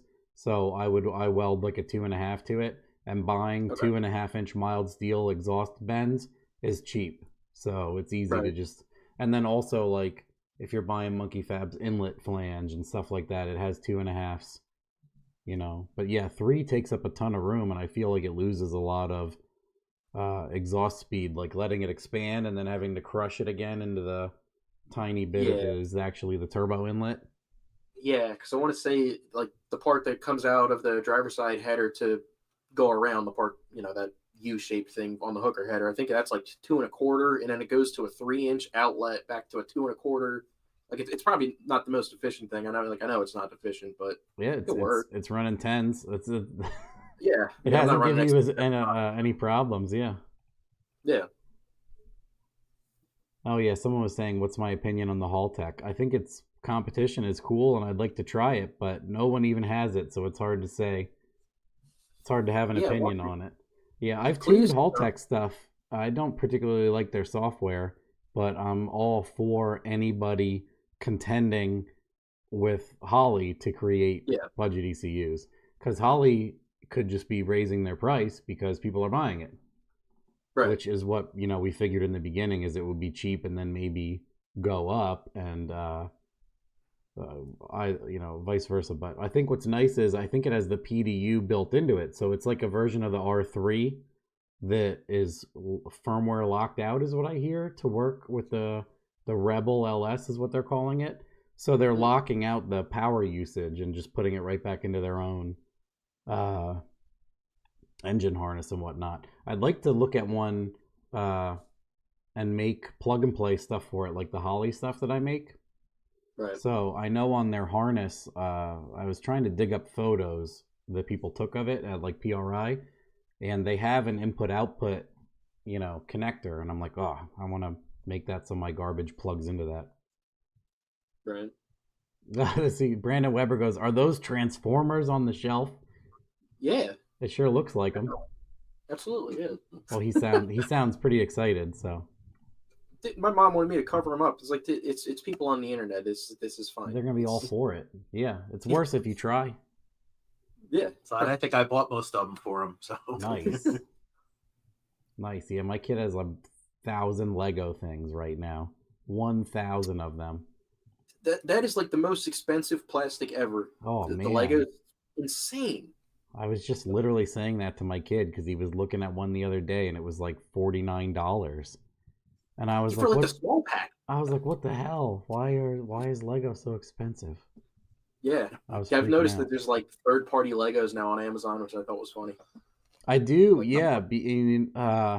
what's funny also is, so if like a weird cartoon character or something on the internet comes out, those people that make those budget kits will make it faster than Lego can, because Lego has to do licensing and make it nice and everything else. Yeah. So yeah, for like $10 you have like a 250 piece set for like some weird YouTube character. It's kind of nice. Right. Yeah. Then you go to Target and there's a kit my kid likes and it's $70 for like some Legos, and I'm like, that makes it even worse. I'm like, oh, Yeah. why are you so expensive? Yeah. He at least gets it though, because I'm like, dude, you're just gonna. I don't have a problem with it, but he'll take apart. Like if I get him something and we build it, he'll immediately take it apart to make something cool. And I understand how like that totally makes some people lose their mind. Like, no, we bought R2D2 and we're making R2D2 and he's staying R2D2. Like that kind of. I'm like, I don't care. Right. Like, you're meant to build stuff with the Legos, but anyway. Yeah. Right. Yeah, Dane says the third-party Legos. You can see the color looks off too when you look at them. Yeah.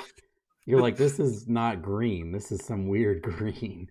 Yeah. Right. Especially if you get a pack and it's like this giant green thing we built the one time for him. The greens are all different colors. Yeah, it's not even like a uniform green. It's just Yeah, you snap it all together and it has like fades, and you're like, what is going on? Yeah. No, yeah, I think, what is your, I guess I would say, like, what would you give someone advice-wise that's thinking of going, like, taking an old car they have and doing it? Just jumping right into the Turbo LS game. Is it feasible, or what would you say to do or not to do? Yeah, I mean, I would say to just don't even look at the stock ECU stuff. It's not worth your time. But yeah, I don't know if it's just like the way I am, where like I don't really care about if I got to do it like twice and it works the second time, it's fine. It's just like I guess I'm saying like to not be afraid of something not working the first time, I guess would be better. That's a big thing. People are afraid to try, for sure. It's huge. I'm the same way. So I always get pissed when I'm like, did you try? And they're like, no. And I'm like, what the fuck? You're going to need a little bit of try to do this. Like, when I work on my own stuff, or when I'm talking to people, like when I'm doing a video, I'm like, I'm out here putting this cam in this engine because no one's going to show up and do it for me. So I just try to like stick people with that stuff all the time. Like, yeah. And your hour a day thing I always used to push. Yeah, like, I mean, it's true. You think stuff's not getting done, but then, organize your screwdrivers and then go back out and put a hose clamp on something, and it adds up. It's ridiculous, but it'll get there. As the outsider watching, made it look real easy. Everything we did to it was all his idea. Yeah, just lend a helping hand. And it all worked. It was amazing. And going with the stock motor, why not? Especially your first build. Yeah, you're spending $500 or $700 on that motor. If you melt it, it's It's good that you had that outlook for him too, because people go right away sometimes. It's good that you were the dad that was like, just do it and whatever. Because some people are like, nope, if you're going to do it, dude, we got to do it right. And you got to save up $8,000 and we got to take it to a guy that's going to, he's going to keep your engine for 8 years. And that's hot rodding, bud. Like, because I say that too. Like, you would much rather destroy the $200 engine with a simple mistake than that same mistake destroying $10,000 worth. Yeah. Yeah, absolutely. And once he said fuel injection, I was out of the picture. So, yeah, and also like I don't know. You always say your goals, but like the main goal has always been like the low 10-second car. But then the sub goal, I guess you could call it, was always just burnouts and ice cream and cool noises. Yeah. So yep, and I'm happy with that. So, and it was weird too, because like when I got into cars, I'm like, I just want to go do. It's like that quote. I just want to do hood rat stuff with my friends. Like, I just want to get in this car and annihilate the tires and have fun. And somewhere along the line, like once you get into cars and you talk to people about cars, you're not allowed to say that anymore for some reason. So you're like, I gotta get a second mortgage and build a 7-second car. Like, actually, no, you don't. Yeah. It's like even with the bracket racing stuff, some people take it so serious. Like, dude, it's a hobby. It's cars, dude. It's fine. It's not a big deal. It's like Yeah. It's supposed to be an enjoyable thing, and that's not supposed to be your second or third job. Whenever people get wound up about cars in that aspect and I see them in person, I go, hey, remember when cars were fun? Yeah, right. And they always have a weird reaction to that, so I like saying that to them. Yeah, and it's like every day it's the cheapest possible to make 1,000 horsepower. Like you could never made 1,000 horsepower in the 90s, anywhere near as easily as you can now. No, yeah, it's alarming, isn't it? It's I laugh about it almost every time I tune a car, because we'll throw a car on now. I'll load a base in it. Some guy built it off of what I suggested on the internet, and like the first hit on ethanol, it makes 650 to the tire, and then we march on to like 920, and we're like, we made 9. I guess I like saying, I guess you'll just have to live with 920 horsepower today, Yeah, you said that the first time I brought it to get it done. It's like, oh, we only made 550 today. You're just gonna have to live with that. Yeah, I mean, what is that at the crank? It's got to be close to 7. It's probably about 30%. Yeah, I know it's, and then like through the 480, which takes a lot of power. And well, I mean, like 30 from flywheel all the way to the tire, like all things accounted for, 30% as a maximum, I would say. If it's a more efficient, newer transmission, like a 6L80 actually uses less power. It puts down the power more efficiently, and the manuals and stuff like that are closer to 15, I would say. But it's easy to say on like most unlocked turbo 80E cars, 25% is a good estimate. So if you do like 555 times 1.25 is 693, so it's 700 flywheel. Yeah, out of a 327 cubic inch motor. Yeah, it's always funny to do, because I feel like the 4.8s really shine with like the big boy 7875s, because it's less cubes. It can actually use the turbine more effectively. But the amount of 4.8 7875 cars I did like last year that made 8 and change plus to the tire is laughable. It's humorous. and then you have to think like, that's all the way through this entire drivetrain to the tire. It's making that 840. And it's literally an unopened aluminum head bolt garbage can engine that looks like it was at the bottom of a lake and it has mud on the coil packs. I said, all that stuff's good luck. Don't clean it. Right. Yeah, the second motor, that 4.8, that was... the rods and pistons were from that motor, but I reused the head bolts, reused the head gaskets, all the same shit that you use. I mean, it does work. I wouldn't do it on a customer's car, obviously, but it's my own shit. And those are the things we always talk about. But it's funny how it doesn't matter. It's laughable. It's dumb as hell. Right. If you watch the Colorado stuff, you saw it. Like, I put a set of head bolts in that engine like 30 times in a row.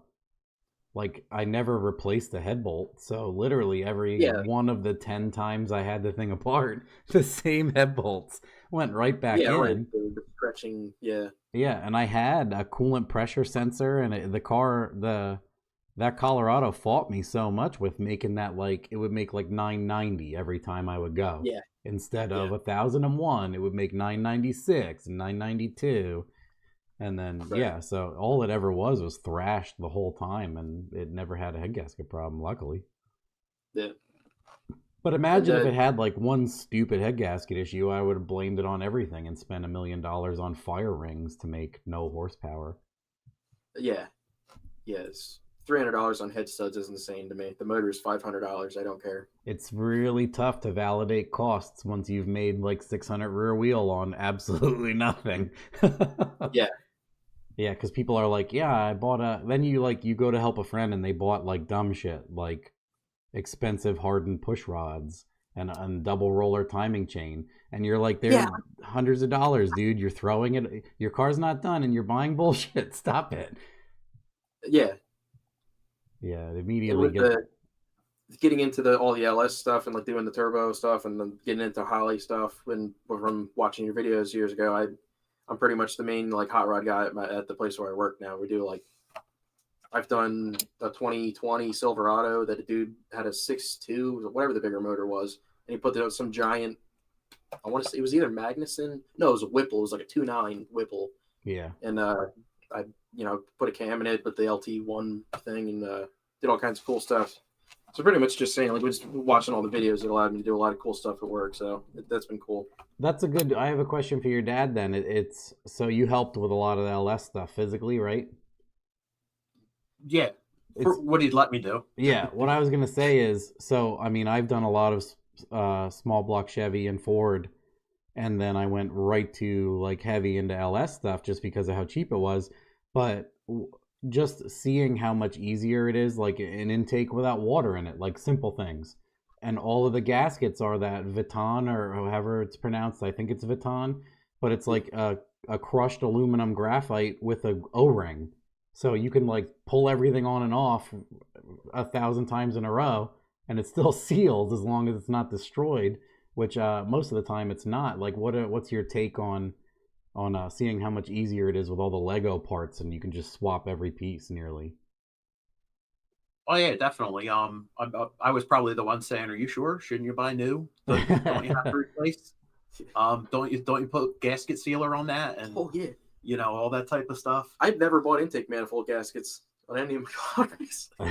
But yeah, definitely. I mean that's part of what keeps it cheaper too. I imagine. You're not buying all that extra stuff. Yeah, it's hard to get people over that hump to not want to replace the stuff. But one thing, the gentleman we bought the motor off of when we got the car running, he's like, "I've sold a bunch of these LS motors to people. You're the first people who've actually gotten one running." Yeah. So I guess a lot of people get these things and stick them in a corner of a garage. People and just talk about love what they're going to do. I don't know what it is. I'm not wired like that, so it makes me upset. But yeah, they're like, well, I'll do it whenever. And like you with your first swap ever and that kind of going straight to carburetor and not really having a physical person to like reassure you. I mean, obviously you helped and reassured, but you weren't like, yeah, dude, just whatever, it's an LS and just shove it in there. But no, that was his attitude. That's what I mean. Like, it's an LS. We just do this. It's fine. They're meant to do this. It's fine. Yeah, like it actually is. I feel like it's always very rewarding for me to hear too. Like when someone's like, "Yeah, I just did what you said and it worked," and I'm like, "Oh, good, that still works." Like, yeah, I'm happy it didn't stop working since I said it out loud. If to build a hot rod and occasionally my wife likes to drive these things or I could get her to drive, that Chevelle is something she could get in and just turn the key. You don't have to kick the gas pedal, try and get the thing running. You just turn the key, it fires up, put it in drive, and it's a modern car. It's the modern convenience in a 1967 car. It's great. It's hard to convey until that's why I take so many people for drives in these cars, because you just get in and start it and it can drive so nicely out of boost and it can have good manners and a lot of you said even the one with the Power Glide got 15 miles per gallon or something, but majority of mine would be low 20s on the highway. It's ridiculous. And they're like an old shitty Ford or a truck or something that has no reason to get quality mileage or anything. But yeah, it's alarming when you can just start one and pull a column shifter and go drive 850 horsepower Silverado so normally. Yeah, absolutely. and that is absolutely the most horsepower that car has ever had in it. With those small blocks, we had a big block in the car. It only going low 12s, was never going to require a bar until he started messing around with it and how fast it went. And it was a neat ride. It was neat to see. And I never watched any of your stuff till after that. It was like, so who's this guy you've been talking about? Hey, shit, this all worked. What?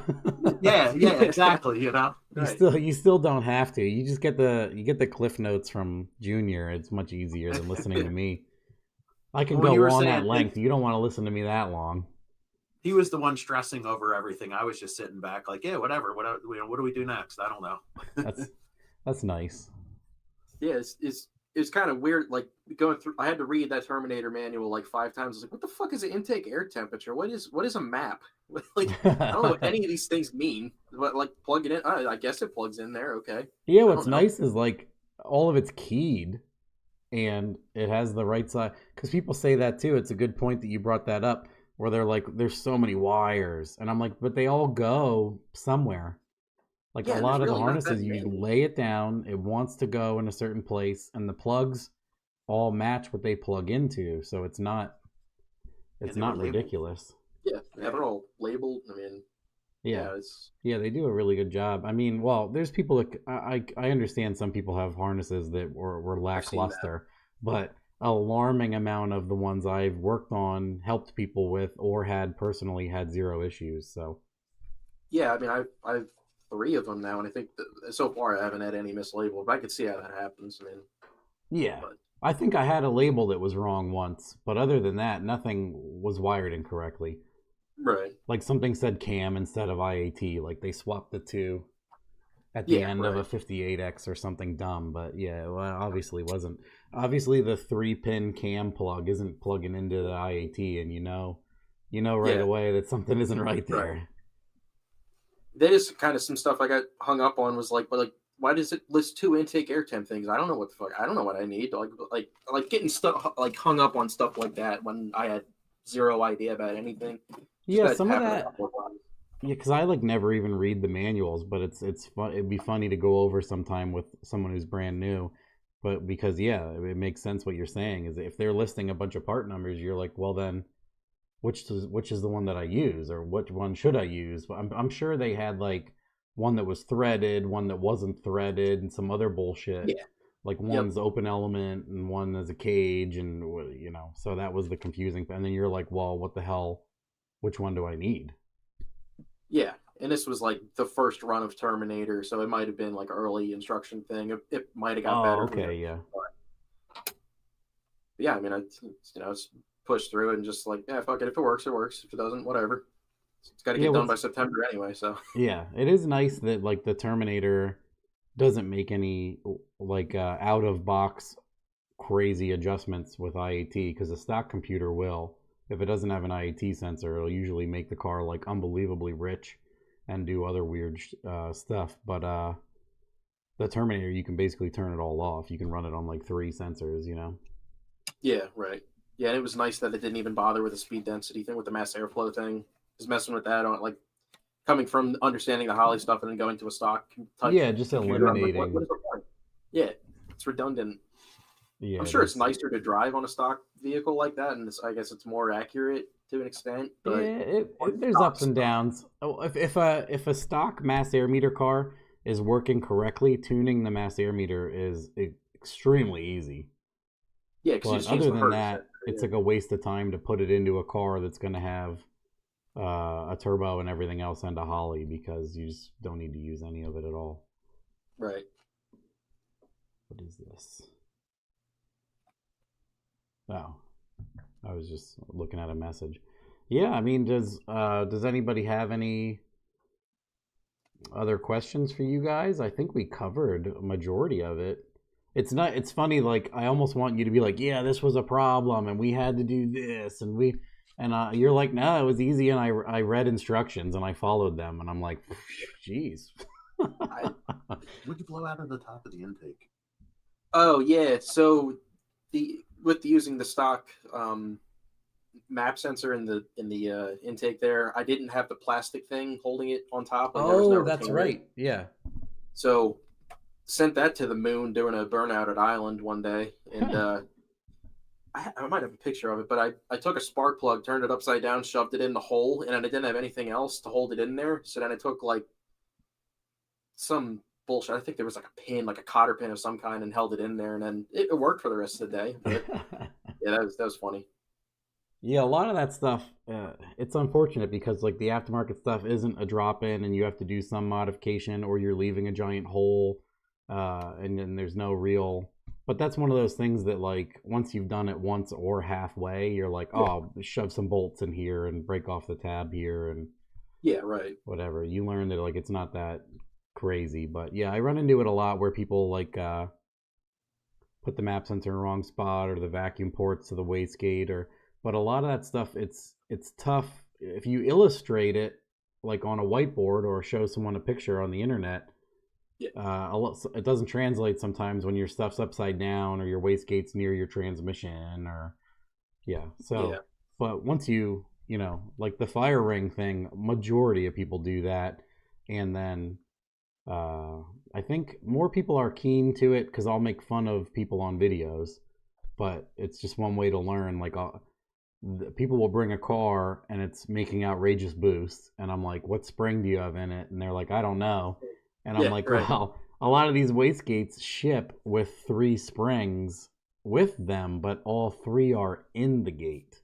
Yeah, so it's like you have like 50 pounds worth of wastegate spring in here right now, Chief. And they just were like, oh, I didn't think I had to take that apart. I don't know how it works. All valid. Yeah. Same thing. Like, you're like, I thought it was an extra. What sucks is once or twice I've had someone weld that somewhere. I almost did. So and then I was like, it doesn't exactly fit. So it doesn't exactly. Yeah. So what's nice is usually they're weird size and people don't do it. But yeah. Right. And then other times they're at the dyno and they never. A lot of people are thinking, they're like, well, I'll just bring the whole wastegate box, like all the dumb shit that's in here, and we can take it off and stick the gate, the fire ring in and put it in. But yeah, that wasn't always a thing. Like, not all of them have it. Some of the older ones had like a built-in fire ring, but yeah, increasingly it makes like you can fit like there's like 20 wastegates now that fit that MVS 40/44 millimeter stepped O-ringed thing, simply because of the fire ring and everything else seats so well. But yeah, no real major issues. But I mean, most of it is just watching like your videos, other people's videos, just having access to a lot of that stuff on YouTube and just spending hours watching and reading it. I'm sure like 10 years ago it would have sucked, like, or however many years ago before like a lot of the videos were coming out. I'm sure it was a pain in the ass to put in and all that, but it's become easier with time. Yeah, now like the Holley Terminator completely changed how easy it is to do that stuff, because you can literally just take one of my tune files and load it, and all of that stuff works exactly. If you have a car with HP tuners and you're trying to dump it on an ECU, you don't have it licensed, and the OS mismatch and all sorts of other it just starts to snowball into a thing of excuses and side projects to figure out what you need to do to get the car to even work. And then if you want someone to help, they have to understand. The cool thing about the Holley stuff is like 75% of people are running it. Yeah. And you can be like, here's my tune and a log, and all of the stuff is there. They can change it and ship it back, and there's no money or licensing or other things. The built-in data logger's the shit too. Like a triggerable, like set it to trans break or whatever, and then have a data logger that records everything instead of HP tuners only records what you're looking at. Yeah, that's huge. Even a lot of standalones do that too. You might not realize, like Haltech and stuff like that, you have to define what you want it to log. That's annoying as shit. What if I don't know? Yeah, that's what's like one of the nicest things. I was just watching we were talking about podcasts and stuff, and I was talking. What was I listening to? Who was it? One of the newer Kevin Smith ones, KSR on Cooper. I saw it. I didn't watch it's like a day or two ago or something. Yeah. He was talking about bringing up a data log of something that happened 2 years ago, because the Holley logs 4,000 parameters, and you can look at any one of those that existed at any point in time. If the sensor was on the car, you have the information. So I've done that too, where we've gone back and looked at stuff on like Cameron's Crown Vic when we pushed it into the 8s, and we're like, oh, this was really dumb. We were doing this, but you can go back and check all that. But yeah, just more things for people to see. I was happy when I was pushing Brett for the longest time to go Turbo LS. And when the Holley came out, he immediately took everything out and sold all of his small block stuff. He's like, this is it. This is he knew right away. Right.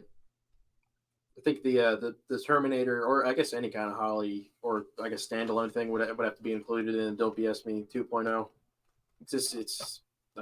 Just to incorporate it into the cost of the overall project. Yeah, I totally sound fanboy, but I'm like, I don't think you guys understand the amount, the relief of things you have to do or don't have to do at all if you have this system.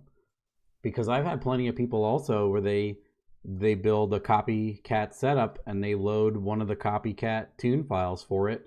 They come to the dyno and like the flex is working, the dial boost is working, the the boost solenoid is what, like, they just match the wire pin outs to what it is in the software, and everything works. So I've had a few cars where, like, I'll throw it on, we double check everything, I make sure there's boost safeties and stuff, and I'll roll into it, and the thing makes 14 pounds on ethanol, and it makes like 650 rear wheel on the first hit. Yeah. And I'm like, what? How? All I'm doing is looking and making sure like the fuel trims aren't absurd. Other than that, like, I'm like, wow. I guess I'm paying you to tune your car today because of how easy this is. But very rarely does someone get everything right. But right. Oh, people were asking, do you like Pepsi or Coke? Pepsi. Pepsi. Coke is like flat, right? Like, you like Dr. Pepper. Wow. And Mountain Dew. Have you tried the cream soda Dr. Pepper too? There's all sorts. I don't know what they're doing over there at the Dr. Pepper factory, but yeah, they have made some weird stuff. And people will buy it for me, or my wife will find it, or people will give it to my wife. And there is a lot of very strange, not good flavored Dr. Pepper. Yeah. They made like a cherry cake one or some weird stuff. Yeah, I saw. Yeah, zero interest in that. Yeah, but like people, I can't remember if Jamie or someone else got it for me, and I tried it. And you almost don't want to be like, yeah, I want to throw up when I smell it because you bought me something, and I'm gracious. But wow, I don't know what I think what happened is like they messed up a bunch of batches, and now they're like, this kind of tastes like this, so just label it and put them on the shelves, guys. Whatever. Yeah. Yeah, I guess I'll read some people's comments now. Oh, favorite ice cream, favorite pizza. Uh-oh. What were you saying? When we first brought the car to you, you had mentioned how quiet it seemed, and we screwed up. We put a chambered exhaust on it, muffler. Oh, okay. Which was probably not the best idea for a turbo car. Yeah, so it'll kill some power, but luckily, like, if you're not making a whole lot, sometimes it's not, that bad. It's a percentage thing, but you did some sort of blow-off valve. No, it was the loud valve. Loud oh, okay, yeah. But you made good power, so I'm like, well, it can't be that bad because you're right where you should be. Right. That's why that 500-ish area is such a good area, because you can screw up a hot side, cold side. You can have everything in like 180-degree bends, and it'll still make 500 horsepower. But when you're trying to get that 800-900, all that stuff has to add up correctly, or else it's just ain't getting there. You'll have a massive turbo and all this cool stuff, and the car makes like 750, and you'll be pissed. Yeah. Have you ever messed with the Edelbrock like ProFlow EFI system? No, and people have been asking. It's bad. It's horrendous. I won't even touch the Phytech cars. I think I've done 2 of them, and it's so terrible. Like, it's just you're like, flash this, do this, and it doesn't do it, and you're like, do this. After about the 5th time, it'll do it, but then after like the 3rd subsequent dyno after it worked, it stops working again.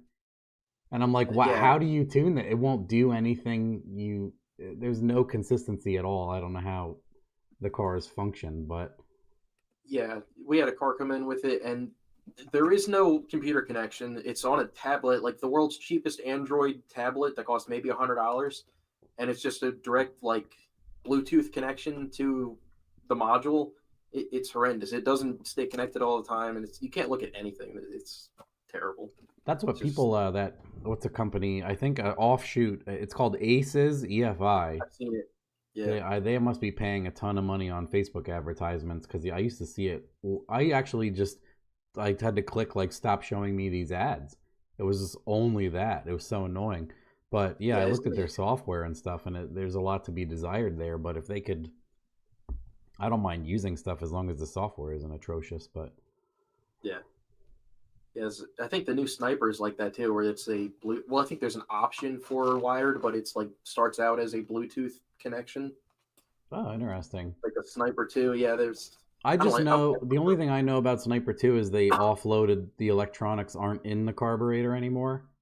Oh, They that's a good move idea. them so they're less prone to like RFI and vibration and stuff from being on an intake in an engine. Yeah, especially small block Ford with a distributor right in front of it. Yeah.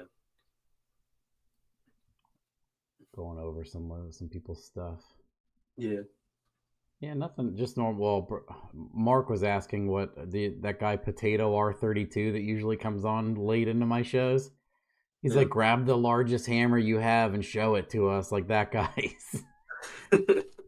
He's funny. He just asks the most random stuff. It's kind of nice because it breaks up, like, you know, what might be too Yeah. far into a rabbit hole and losing people.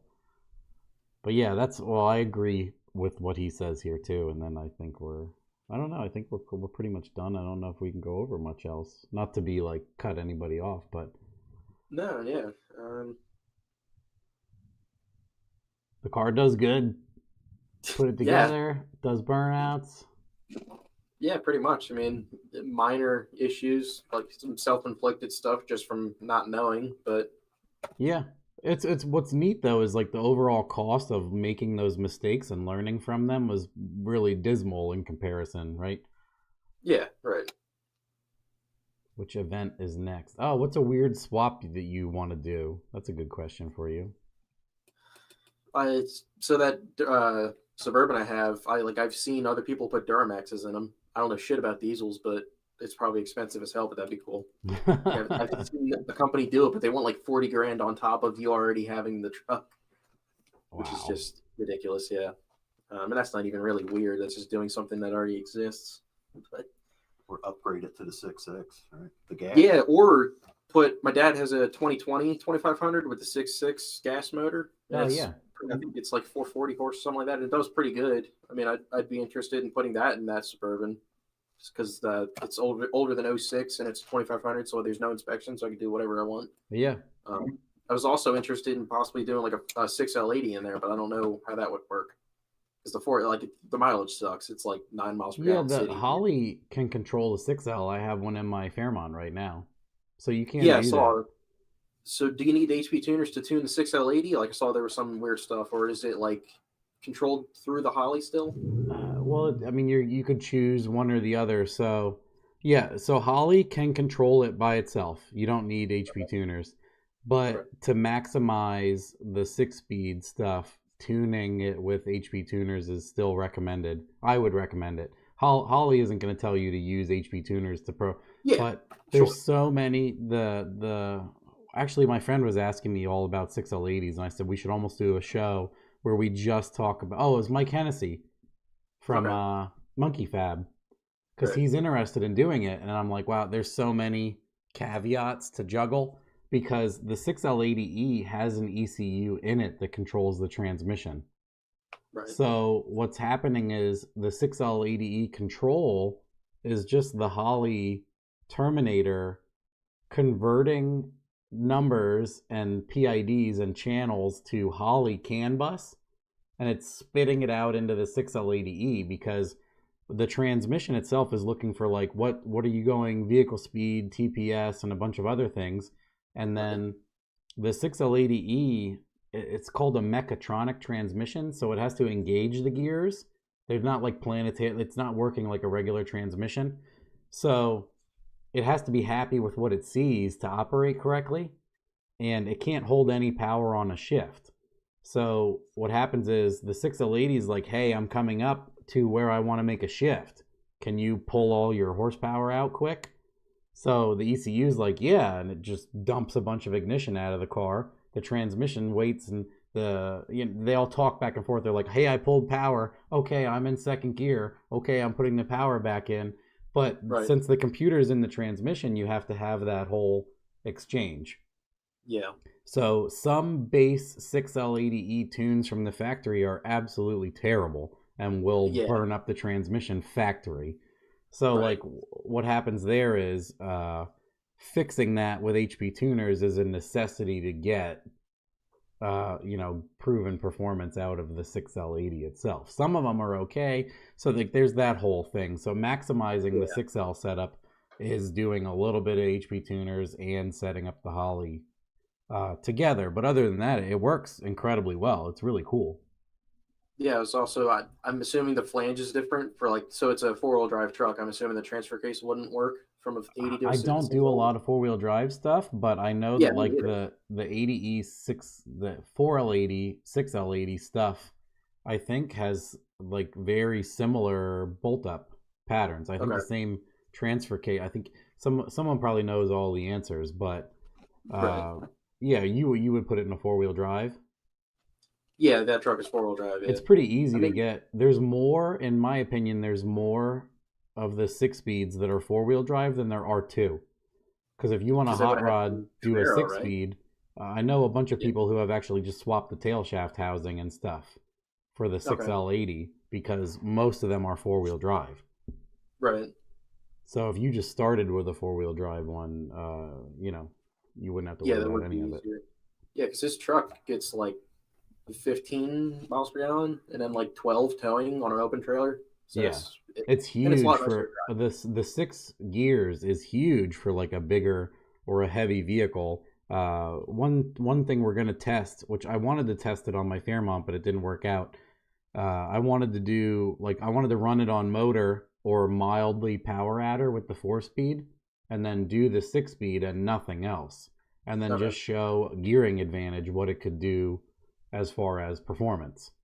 But my friend Cameron Powers, that does the transmission builds and has that Crown Vic and whatever else, his boss has a 4L60E truck that they went to a 4L80E, and it's turbo, and they're going to eventually, refine that with the 4 speed and then put a 6L80 in that also. And once Okay. they're done with the 4L80E stuff, not change any horsepower stuff, but just put the 6 speed in and try to maximize the gearing and see what it can pick up. Right. Because in a bigger, heavier vehicle like that, that first gear, having those ratios is huge. Yeah. Right. So yeah, you could do, and then also, I don't think he's on here right now. I'm drawing a blank for his name, but they had a customer where it's like a small block, old Suburban, and they did a Terminator Stealth. So it's a throttle body injection module, and it uses a Right. Terminator ECU separate. So it's like the Sniper 2, but it plugs into a Terminator. So what's Yeah, that's nice cool. about that is you have all the customization stuff from the Terminator. So also what's nice about that is you can put the 6L80E on the small block and control it. So you have Yeah. a TBI, a Holly TBI controlled small block with a 6L80 on it in a Suburban. Yeah, And that's he pretty cool. said, he went from a 4L80E. It was 4-wheel drive, but they went from 4L80 to the 6L80. And he's like, it woke it up something massive because of the gear ratios, because of how big it is.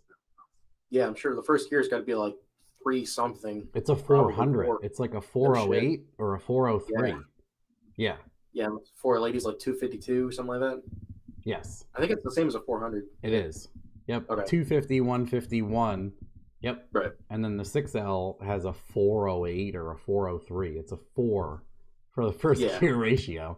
So yeah, like you can have, you have a ton of that like low. That's why all those cars, like once the 6 speeds and 8 speeds and stuff started coming out, people really weren't doing much converter at all. There's a lot of stock converter cars that like wheelie through first gear. Like, do they Is just the have converter that? any good in those? What? Is the converter any good in those? Like, I think that isn't that what kills the 6L80s, like the shutter thing? Well, Or the issue there is the inherent bad programming from GM. Like okay. they'll set up some of those transmissions to lock and unlock the transmission from second gear up, and Yeah. what it's doing is like it's activating DOD, sliding the transmission into gear, locking and unlocking as it shifts the 2-3 shift while it's doing so. Like it's constantly scrubbing the converter not at 100% Right. on gear Okay. changes. So in like 40,000 miles, it'll dump all the converter material into the tranny, and then it's just eating sand its whole life.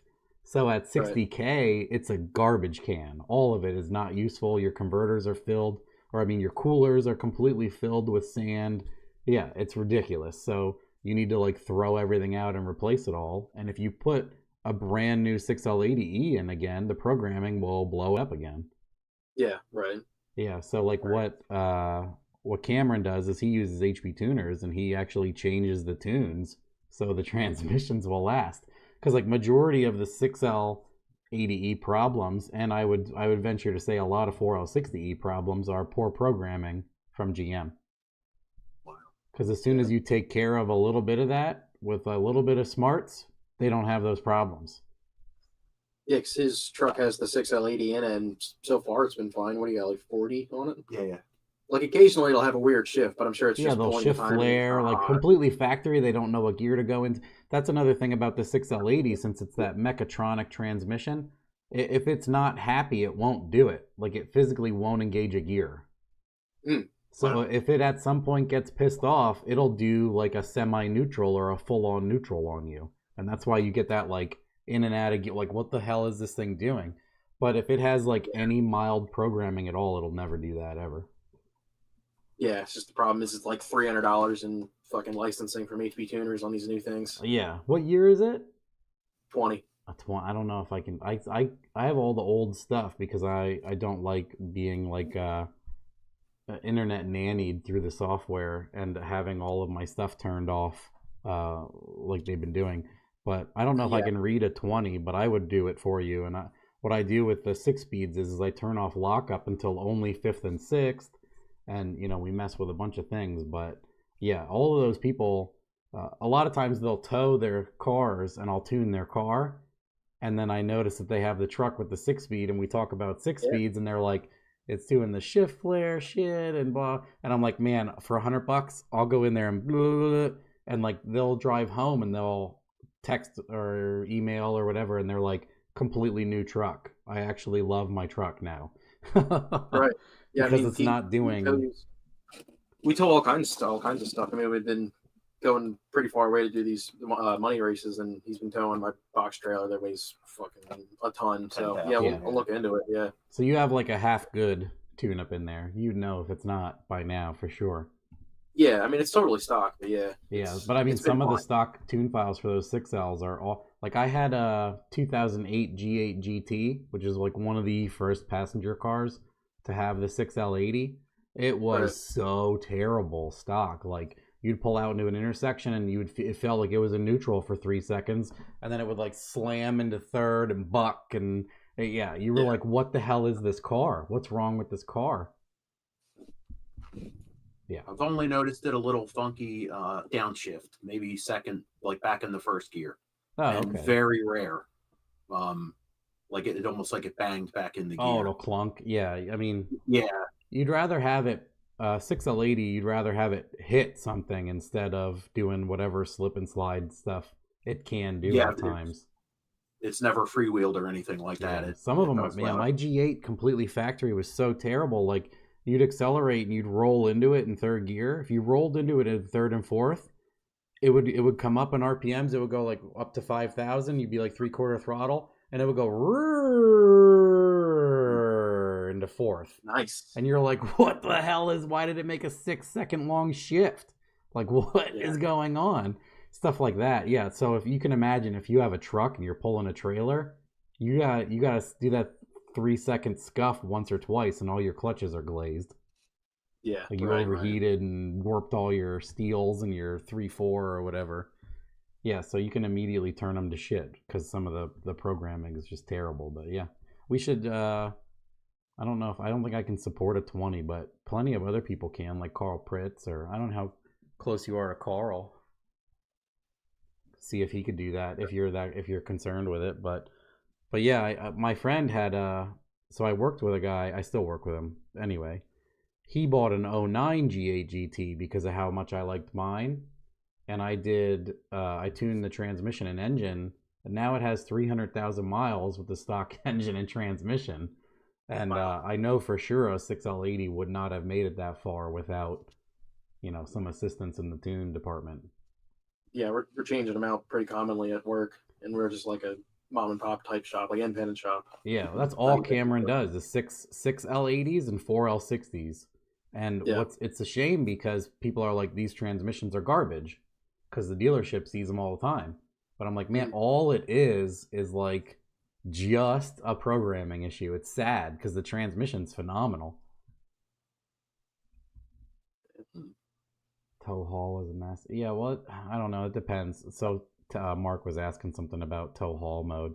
Yeah, like a lot of times the tow haul mode just isn't slip and slide mode for regular driving. So, but yeah, that's why I was talking to Mike Hennessy a little bit about 6L80s, and I said we should just do a whole show because there's so many. Already, I'm gonna go off for 4 hours about a 6L80E soon. Yeah, it'd be worth it. I mean, I think they're at the point now where they're starting to be like found in the junkyard stuff. So like, no, that's exactly why. Like when the Terminator came out, and I was like just mouthing because that's all I know how to do is be a ridiculous jerk. The Holly guys, I'm like, I guarantee you could make a 6L80E work if you just translated like 8 things from the Holly language into GM. Like that's all it needs to see is like engine RPM, throttle position, and torque amount. And then the transmission will be happy. Why don't you guys just do it? Blah, blah, blah, blah, blah. Me just being ridiculous. And then boom, they did it. And I was like, damn, they did it. Like, but yeah, it's literally that simple. You can even hook up a dash from a Gen 4, like a Chevy Sonic or a Silverado or whatever. You can hook it up to the Holly. It uses pins on the drive-by-wire output to do GM, can, high, and low. You can hook up a GM dash, and it'll populate the GM dash with IAT, coolant, tach, speedometer, like all of that, because it's translating all of that in the Terminator. Okay. Yeah, pretty cool. Shit. I mean, that's literally all it's doing is spitting it out, and then the TCU is deciding what to do with the transmission. The ECU isn't controlling the transmission at all. It's asking it to do stuff. Right. Pretty wild, but yeah, that's how it's all working out. All right. Yeah. Other than that, I think we covered all the bases. Yeah. You didn't have anything terribly like it's funny how it seemed to go well for you. You're like, I did the things that people do and it worked. I'm like, damn, look at that. Yeah, when I was doing it, I was kind of expecting to run into some like major problems, but yeah, I don't know if I just got lucky on the motor that I got, or if I did things just enough incorrectly, but all around. Yeah.